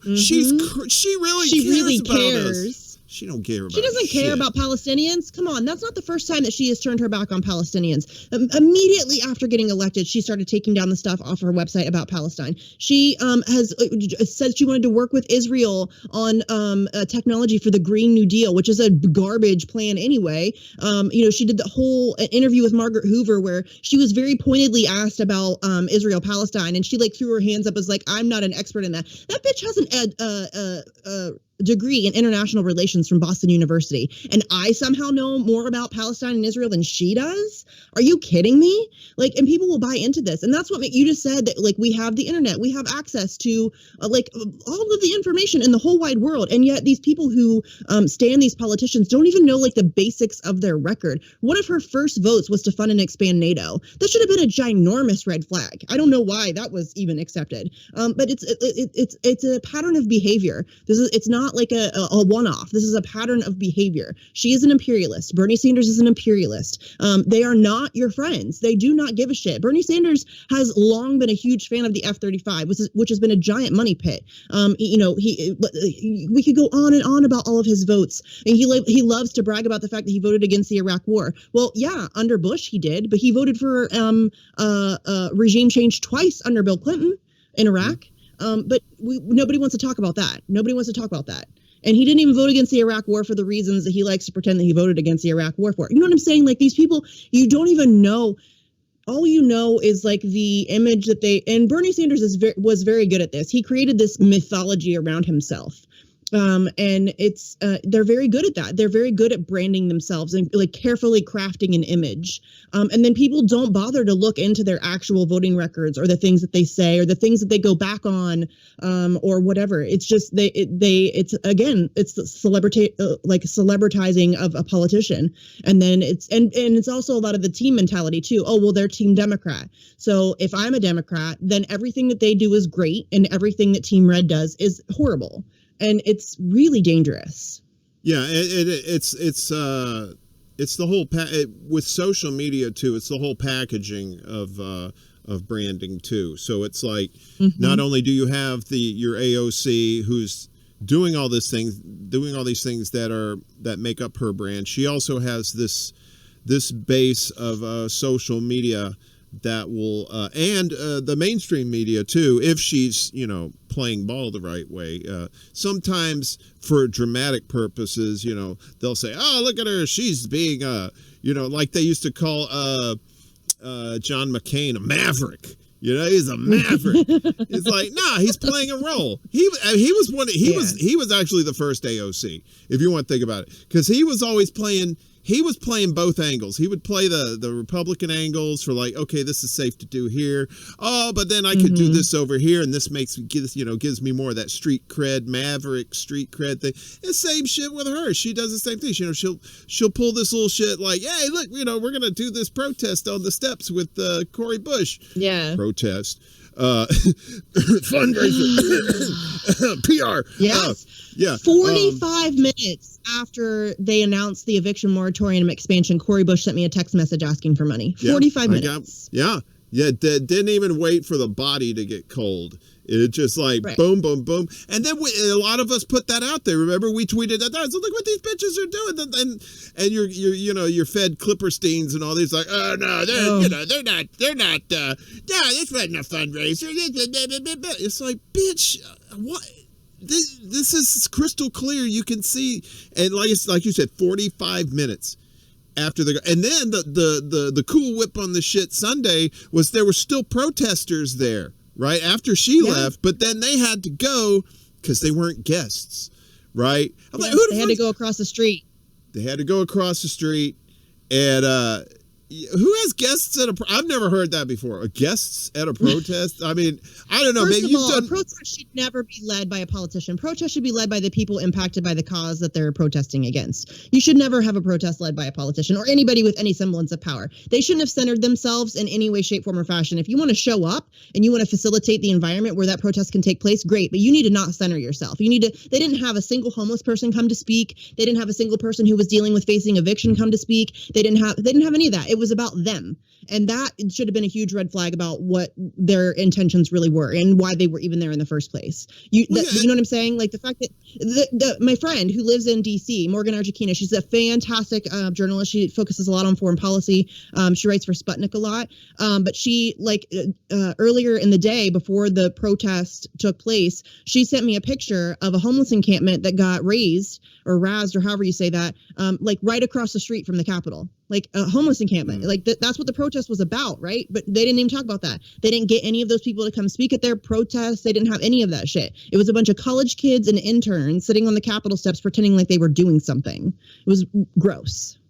Yeah, it's all a dog and pony show at this point, and the stands eat it up, and there's enough of them there that will get on social media and try and shut out the truth tellers. They're like, no, you don't know what you're talking about. You're just being bitter. You just don't, you want everything right now and all this stuff. And it's like, well, bitch, you wanted everything right now too in the beginning. What happened? I hate that so much. The sense of urgency is gone. So much. You're goddamn right. I want it now. Are you kidding me? We wanted it yesterday. Absolutely right it now. Like, yes, I'm angry. Like people get, oh, you're so angry. You're just, all you do is yell. Yes, I'm Why aren't angry. you Why angry? Are you not? Why are you not angry? Why are you not yelling? I'm furious. I am rage filled at the nonsense that's going on. We can't even get $15 an hour during a pandemic and a economic crisis. And $15 an hour is an insult. We should be laughing in their faces over $15 an hour. Are you joking me? We can't get health care in the middle of a global health crisis. We can't even get a floor vote. We can't even get progressives to pretend to fight for a floor vote on Medicare for all in the middle of a global health crisis. I mean, it is a joke what we are dealing with right now. And people are angry at me for being mad. Yes, I'm angry. I'm angry and I'm confused why you're not angry too. And I'm confused as to why you're making excuses for people who have power. And the people who we were just talking about this on Bitch last night. There are people who spend their time stalking me on Twitter and commenting on all of my tweets about how I'm some grifter or whatever. And you could be focusing your energy on people who have actual power, who could actually do something about these things. Like the fact that you're focused on some mom in Ohio, some chick in Ohio who has absolutely no money, no power, no influence, no nothing. Like I'm just some loudmouth bitch from Ohio. And you're like, that's who you're going to focus your energy on. You need to get yourself a life, homie. Like you need to figure out what's wrong with you, that's what you're doing and how you're spending your time. Like go, even if it's not AOC or Bernie or whatever, like people get mad because I don't focus enough time on Republicans. Well, if you don't think I focus enough time on Republicans, then go focus your time on Republicans. Stop telling me what to do and then go do the thing that you think I'm not doing enough of. If you think I talk about Julian Assange too much and I'm ignoring another issue that matters to you, then you go focus on that issue. Stop focusing on me. It's dumb. Well, it's because you are a truth teller. You and others. I mean, you have a decent following and people listen to you. I mean, I'm one of those people. And so these groups, these stands of these cults, they hear you and they're like, oh, we can't have that.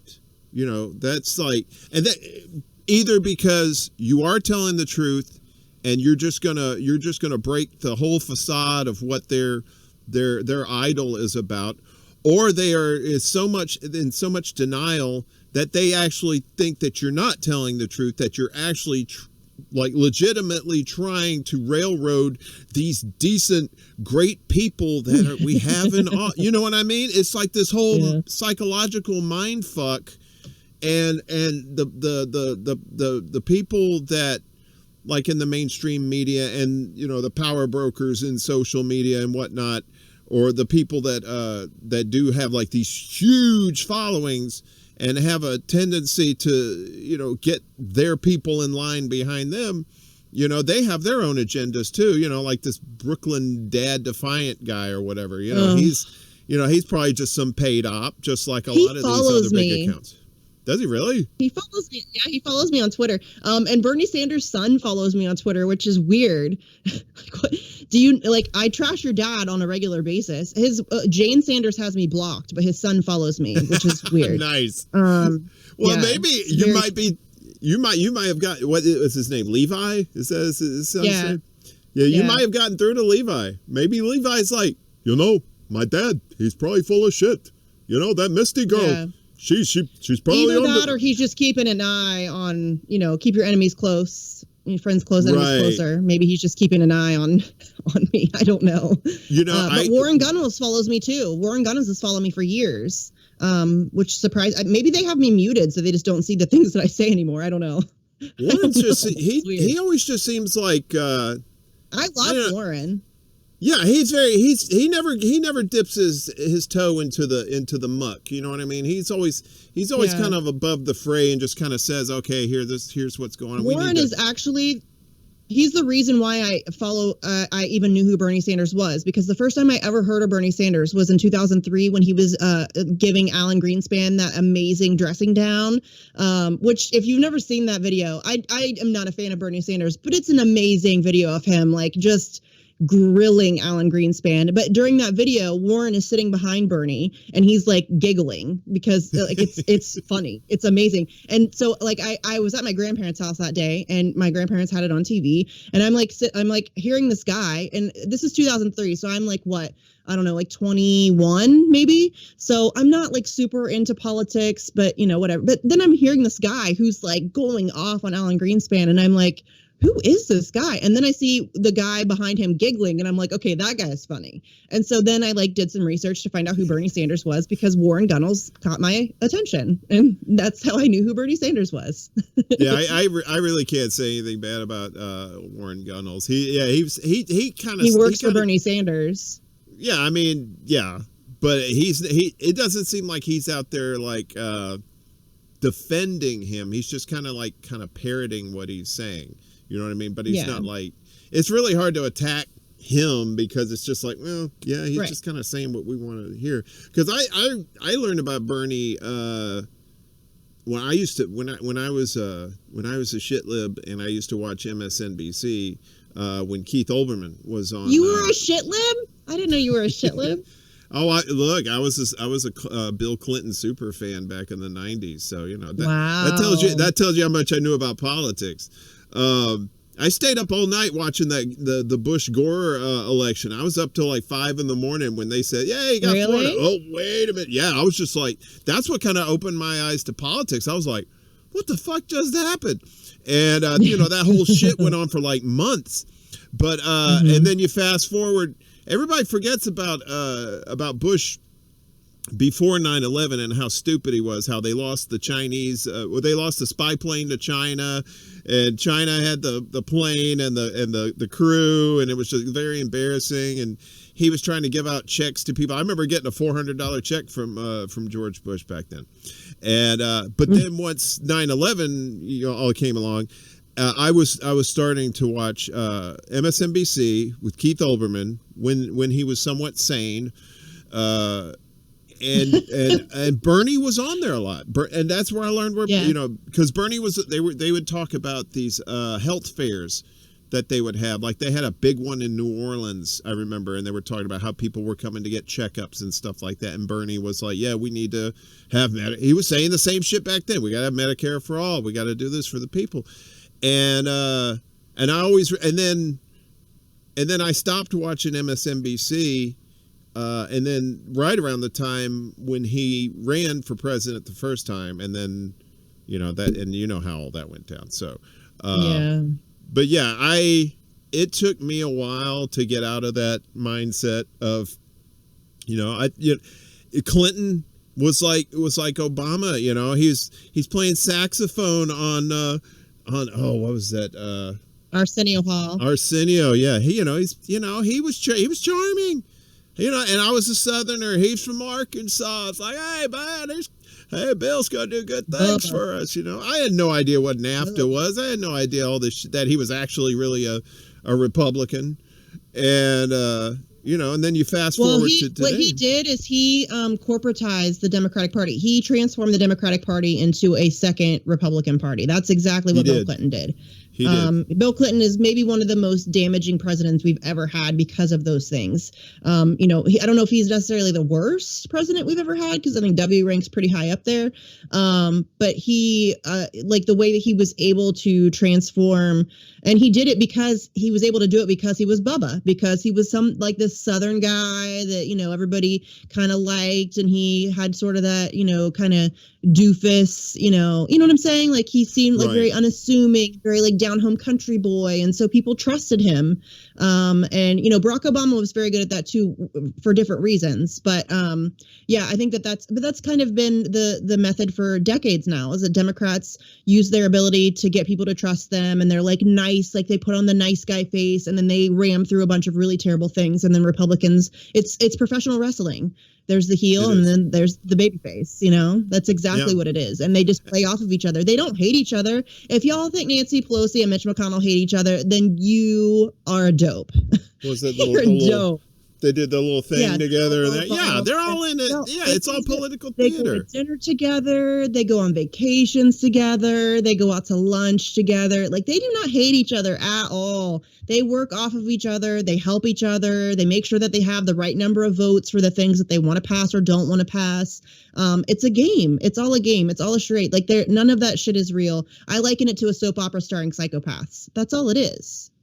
Yeah, it is, and it keeps everybody in the team camps. You know what I mean? It's like it keeps your you have your particular politician stands, and then you have the whole party stand that is just the vote blue no matter who, or the MAGAs or whatever, you know, whatever camp that you're in, and they make sure that those camps stay established to keep all of us at each other's throats. Look at what that mentality is able to get people to accept.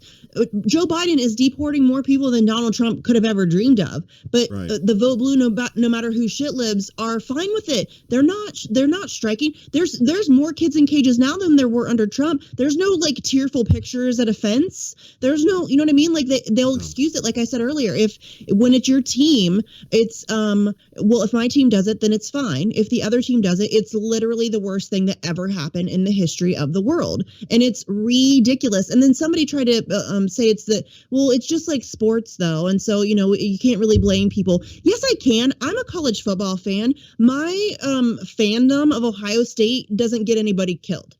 It doesn't, you know, make sure that, you know, kids stay hungry, or that, you know, more bombs are dropped on Syria. No, it means I get to shit talk to Michigan fans, and I get to enjoy 13 weeks every fall watching college football. That's all that is. You know what I mean? Like it's not the same thing. We should not have that kind of mentality when it comes to politics, but they've done a very good job.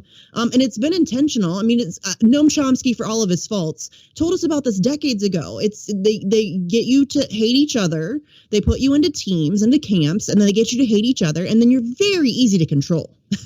You're just very easy to control and manipulate. Yeah. And then the hate is the key part of that too, because it's such an easy way to manipulate people's, especially emotionally. You know what I mean? If you can get somebody to hate a certain segment of society or a certain party or whatever, if you can get them focused, give them enough energy to feed that hate, then they're not going to listen to reason. They're not going to listen to somebody say, "No, man, you're being played. This is all a game." No, it's not a game. We have to stop them. We have to, because they had that drilled in their head for decades. I mean, I mean, it's been happening since I was a kid. Yes. So, I think it's very effective. I think we may have dropped out of the this thing here. Oh, okay. I think we're back. Okay. I think the gods are telling us we got to wrap this shit up because it's almost 9:00. Yeah. We've been going a good while. Crazy. One thing I did want to ask you before we go. So Ohio State Buckeyes. Your quarterback is playing for the Chicago Bears now, right? Isn't that the same kid? Yeah, it's Justin Fields. Fields. Go Justin. Yeah. So now, what's his name? Andy Dalton, the Red Rocket. Is it Red Rocket? Red Rifle. I think Red Rocket was like a South Park thing. Sorry. I mean, that's how I like the Picasso boob thing. Anyway, so you got the Red Rocket, the Red Rider. God damn it. So he's out now, and you got Justin Fields in, and the poor kid, it's not his fault. He's a talented guy, but Chicago is just a shit team. Yeah. And poor Khalil Mack, he's like the only good thing on that defense. Everybody else sucks. So, but my guy, the only person I can claim, since I'm a Mississippi State guy, is Dak Prescott. I love Dak. Super nice kid. He plays for an evil team. Well, then you gotta love some Zeke. You love some Zeke, right? Right? Come on. No, I can't. My old man was a Cowboys guy. I'm a Saints guy. I gotta go. I gotta go Jameis. I gotta eat. Wait a minute. I gotta eat them W's. That's what he does. But he doesn't do that anymore because Sean Payton said, you need to cut that shit out. Because every time you do this, you throw an interception. So, you want to be Drew Brees 2.0? Yeah, here we go. So, I don't know. And now Mississippi State just sucks again. It was like when they had Dak, it was great. And now they don't. Anyway, I could go on about that. But I just like to know. I just want to say that Justin's going to get better once they trade him. So, once he goes to a decent team. I love Justin Fields. I have a very soft spot in my heart for Justin Fields. I don't know why. When he was playing for Ohio State, I would get like really protective, like mother bearish when people would like say shit about him. I would get like, I don't know why. Like I'm not generally like that about players. I love Ohio State but I don't care who you are. Like if you're playing like shit or whatever, I get pissed off. I'll yell at you. I'll yell at the coaches for making bad play calls, all that stuff. Like I'm that crazy fan. But for some reason with Justin Fields, I had like a really soft spot, and maybe it's just because he is like a genuinely like just super polite. Like we went and toured Ohio Stadium, which if you live in Ohio, I highly recommend it. It's a beautiful stadium. All of the history there is really fascinating. But our tour guide, I took my husband for our anniversary, and it was just us. Like it was a private tour. And our tour guide was super knowledgeable. He went to Ohio State. He's written books about Ohio State, all of that stuff. He was in the band. But he said that like one of the nicest players that he's met in like the past decades because he's been working as a tour guide there for like years and years and years. He said one of the nicest and most polite players that he's ever met is Justin Fields. And so I just had like, he's just a genuinely good person, good kid, is trying to do good work. And so, yeah, I'm rooting for Justin Fields for sure. I don't watch a lot of NFL. I never really did when I was a kid, like way back in like the Troy Aikman, Emmitt Smith days. I used to watch the Cowboys. But I kind of got off the NFL. It got like really just way too corporatized and all that stuff, which college football is getting to be that way too. But I just love Ohio State. I didn't always like college football. My dad was obsessed with college football, and so when he died when I was 18, and so that it was like that one of those weird things where it like made me feel close to my dad. I don't know why I'm telling this story, but like that's when I started to get involved and like really start to like hardcore fan out on college football. So, but yeah, I love my Buckeyes, even when they suck or when they're not playing so great, which they haven't been playing so great this year. When they suck, they're suck-eyes. No, I hear you. Rough year. Well, I mean, you did win a national championship, right? You beat what's his name? The very first national championship. Yeah. Really? Yeah, that's the first one. Yeah, once we went to the playoffs, we were the first. Once we came out of the BCS era, we were the very first national championship team in 2014. Oh, wow. Okay. I didn't know that. That was a fun year. And you beat what's his name from Clemson, right? Nick Saban. Shit. Oh, yeah. Dabo. I hate him too. But yeah, that was okay. That was honestly, I'm still pissed off. I know we're trying to wrap here, but I'm like, ESPN, what are you waiting for? Why do we not have a 30 for 30 on the 2014 Ohio State season? That is like the shit, like movie script writers couldn't write that stuff. 2 weeks before our first game, our starting quarterback got hurt and is out for the season.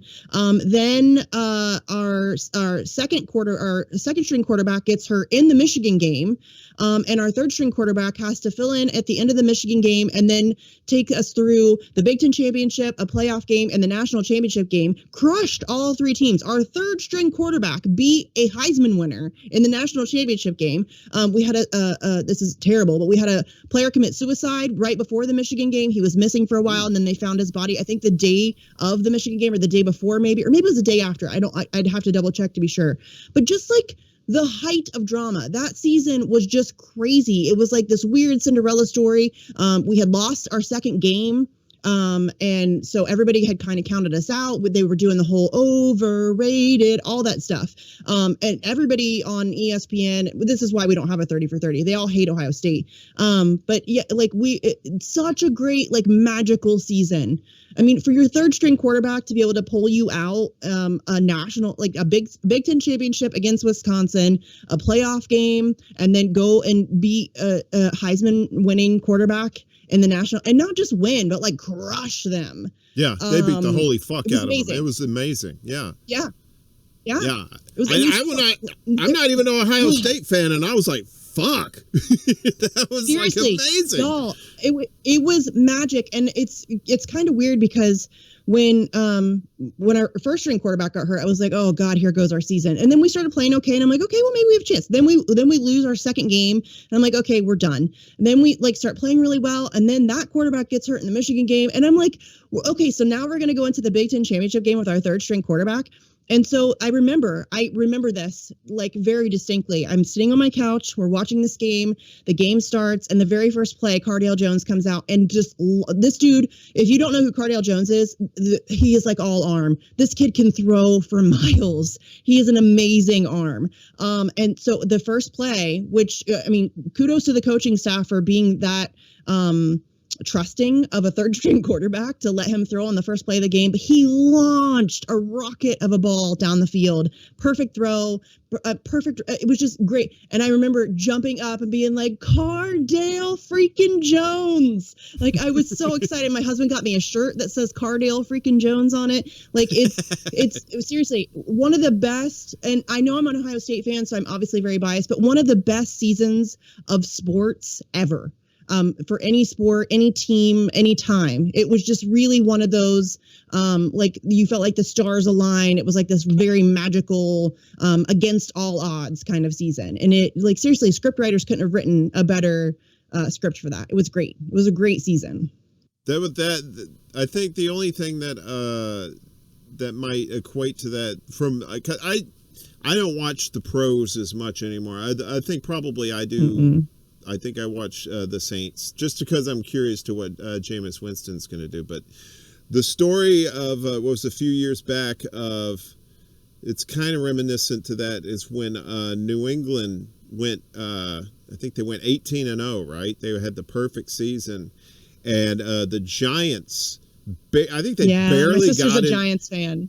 They barely got into the playoffs, right? They got in as a wild card, won all that, and then got to the Super Bowl, and everybody thought, okay, well, they're just going to get their ass handed to them, and then they end up winning, and it was, and the thing was, my oldest sister, she's a Pats fan, right? So, and at the time, her and we get along great now, but at the time, we weren't getting along too great, and so I would say, 18-1, ooh.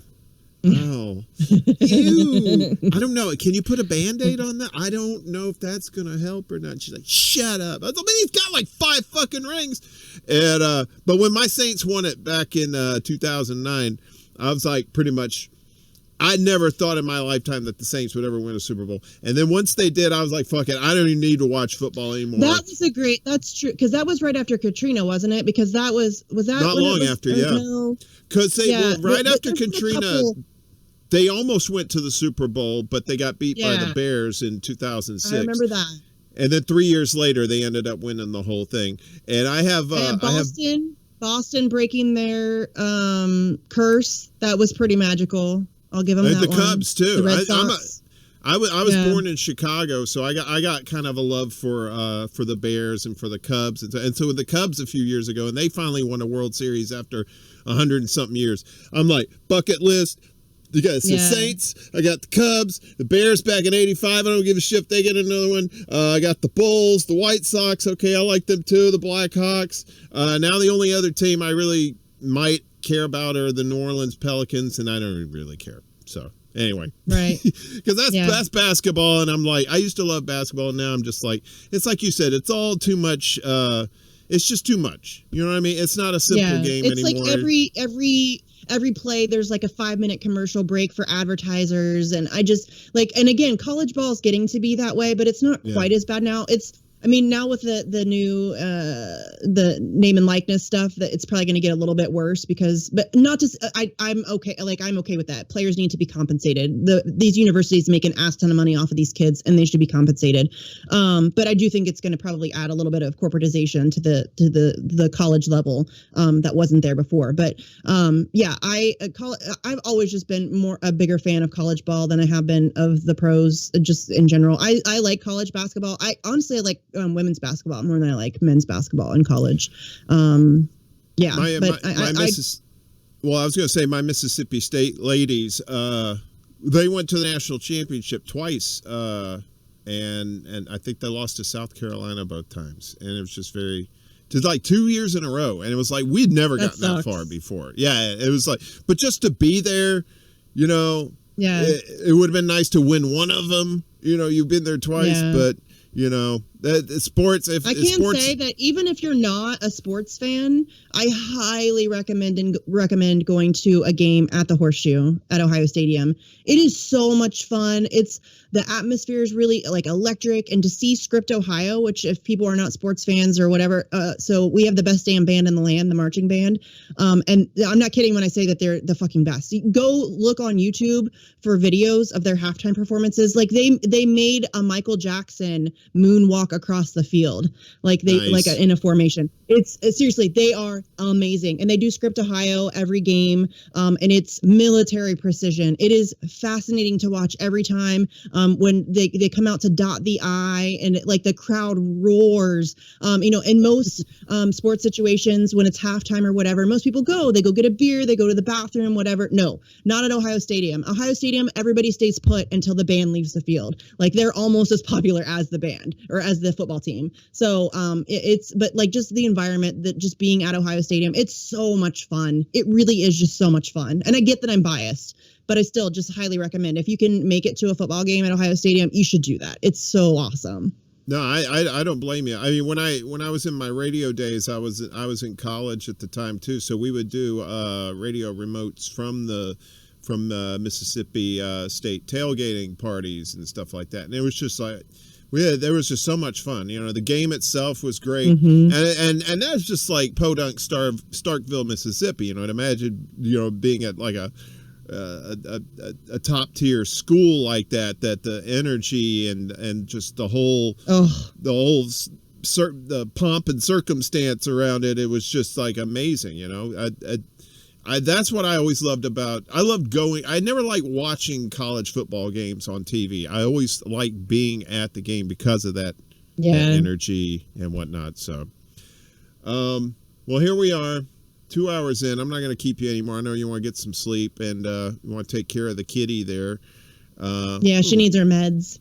Little Jack, so sweet. I realized I just I caught a glimpse of myself on camera, and I look a little bit like Dr. Evil petting my cat. Yes. And then there was a point earlier where she was kind of hidden by the microphone, and so it kind of looked like I was stroking my own boob, to talk about boobs again. And I'm like, this looks really weird. So I shifted over so that people could see that fix that Picasso boob. That's what it was. No, there's no cat here. I don't know what the fuck you're talking about. Well, let's get down to some business here. So like I said, you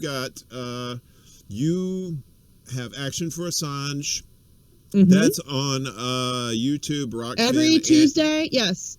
Yeah, every it's Tuesday. on YouTube Rock Fan and Odyssey. It's on every Tuesday at 9 p.m. Eastern. It's also on, well, we're not doing Saturdays right now. Well, sometimes sparingly, because right now, Andrew and I both have kids.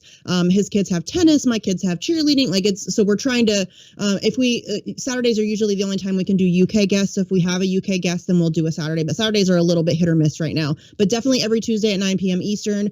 We also have a couple of different guest hosts that have been coming in. Krish Mohan, Gordon Dimick, Mark Lubers from Anonymous. So we have some, guest hosts that have been popping in and out to help us out.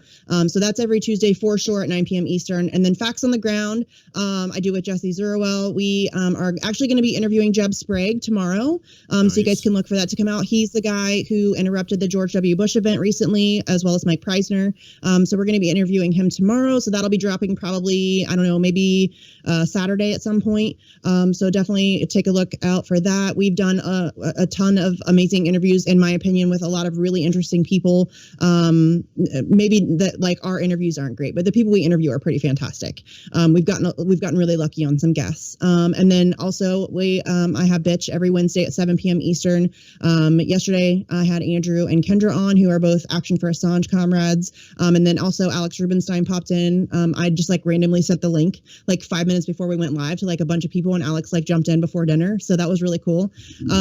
But yeah, Bitch is a lot of fun. Like I said, it's like a 2-hour therapy session every week. And I've had a lot of really amazing people on there as well. This week we have Pasta Jardula coming on from Convo Couch. So that's going to be a lot of fun. He's one of my favorite people of all time. Hopefully I can get him to be a little bit mean. We'll see. At least be a little grumpy or something, because he's usually just so nice. He's like the biggest teddy bear. He's so like respectful and kind to everybody. And it's, I got to pull like I got to get it out of him. So that's going to be fun. The week after that, I have Liv from Fred Hampton Leftist, who is CJ's new co-host on their show.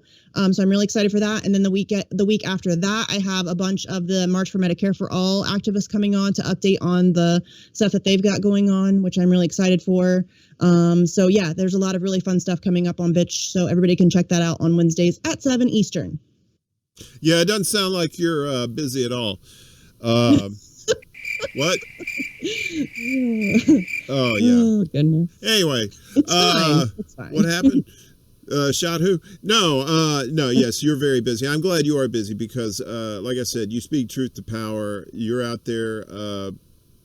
You're giving us the information that we need, whether we know it or not. We do need it, and we appreciate all the hard work that you and Andrew and all the crew that you associate with that does for us. You know what I'm saying? And I'm glad you were able to come on here.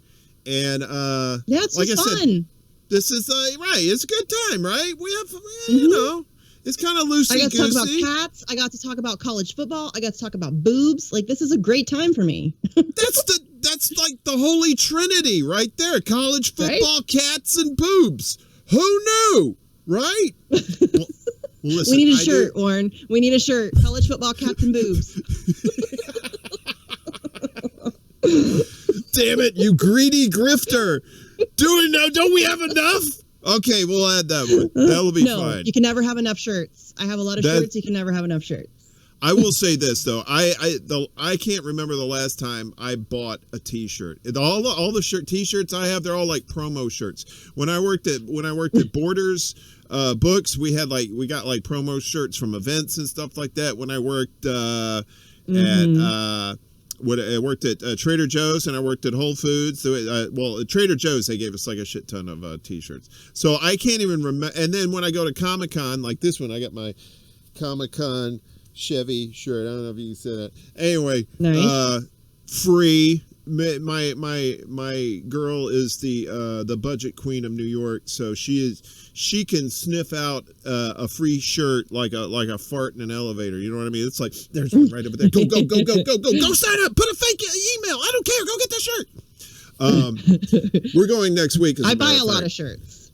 Yeah, dress shirts. I actually bought like a couple of Hawaiian shirts about a month ago because I had when I worked at Trader Joe's, the managers all wore Hawaiian shirts, so I was kind of stigmatized by Hawaiian shirts for a while. But that's been a while, and I finally said, okay, you know what? I'm gonna get some fucking Hawaiian shirts, right? And then I hear all this shit about the Boogaloo boys wearing it. I said, you know what? Fuck it, I don't care. I was gonna say Magnus will love you. Exactly. I'm like, look, if people want to call me a boogaloo boy, I don't give a fuck. This rayon is comfy as fuck. What? I don't even give a fuck anymore. It's like you know, you don't give a fuck what people think about you. I don't give a fuck what people think about me, and I think that is a beautiful thing. And I appreciate you because I think you're a beautiful person, and Jack is a beautiful cat. So Baby we Jack, will Jack. kitty. Let me talk my my so kitty. small. Talk to him. It's up a baby kitty. Meow meow meow meow. Does she do the purr meow? The you know? Mm-hmm. Delicious. She's very cute. Misty, you are a treasure. We're gonna get you back on here sometime in the future if you're up for it. Yeah, anytime. Yeah, we'll talk more football and more cats and stuff like that. Anything you want to do. That's what this whole show's about. You come on here, you say whatever the fuck you want, right? Whatever you don't feel comfortable saying on your show, say it on here. So I appreciate you coming. And just hang on. Let me go ahead and close this out, and I will say goodbye to you proper off camera, okay? Goodbye, Jack. Thanks for hanging out, everybody. Yeah. Oh, yeah. Let me, Gamer and Lucky Burrito, Miss Tree One. Tree. Yeah, Steve. Miss Tree's here. I love Miss Tree. Yeah, everybody, if you're not doing anything at 10 o'clock, Steve Cutler Live on YouTube. He'll be putting out his nightly jams. Very, very entertaining young fella right there. I say young fella. He's probably a little bit older than me, but, you know, we're all young people in our hearts anyway. So, Misty, thank you so much. I appreciate you, doll. Yeah, of course. All right, everybody. That's going to do it for Extra Bulla. No show next week. I might do, I'm going to be going to a super spreader, a.k.a. Comic-Con at the Javits Center.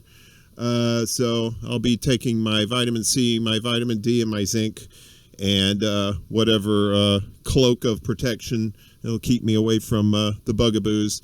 So we'll see what's going on. In about 2 weeks, we'll probably be back on. Thanks again to Misty, and thanks to everybody that was in the chat, in the pit, for coming out. I appreciate y'all. We'll see you next time. Have a good night, everybody.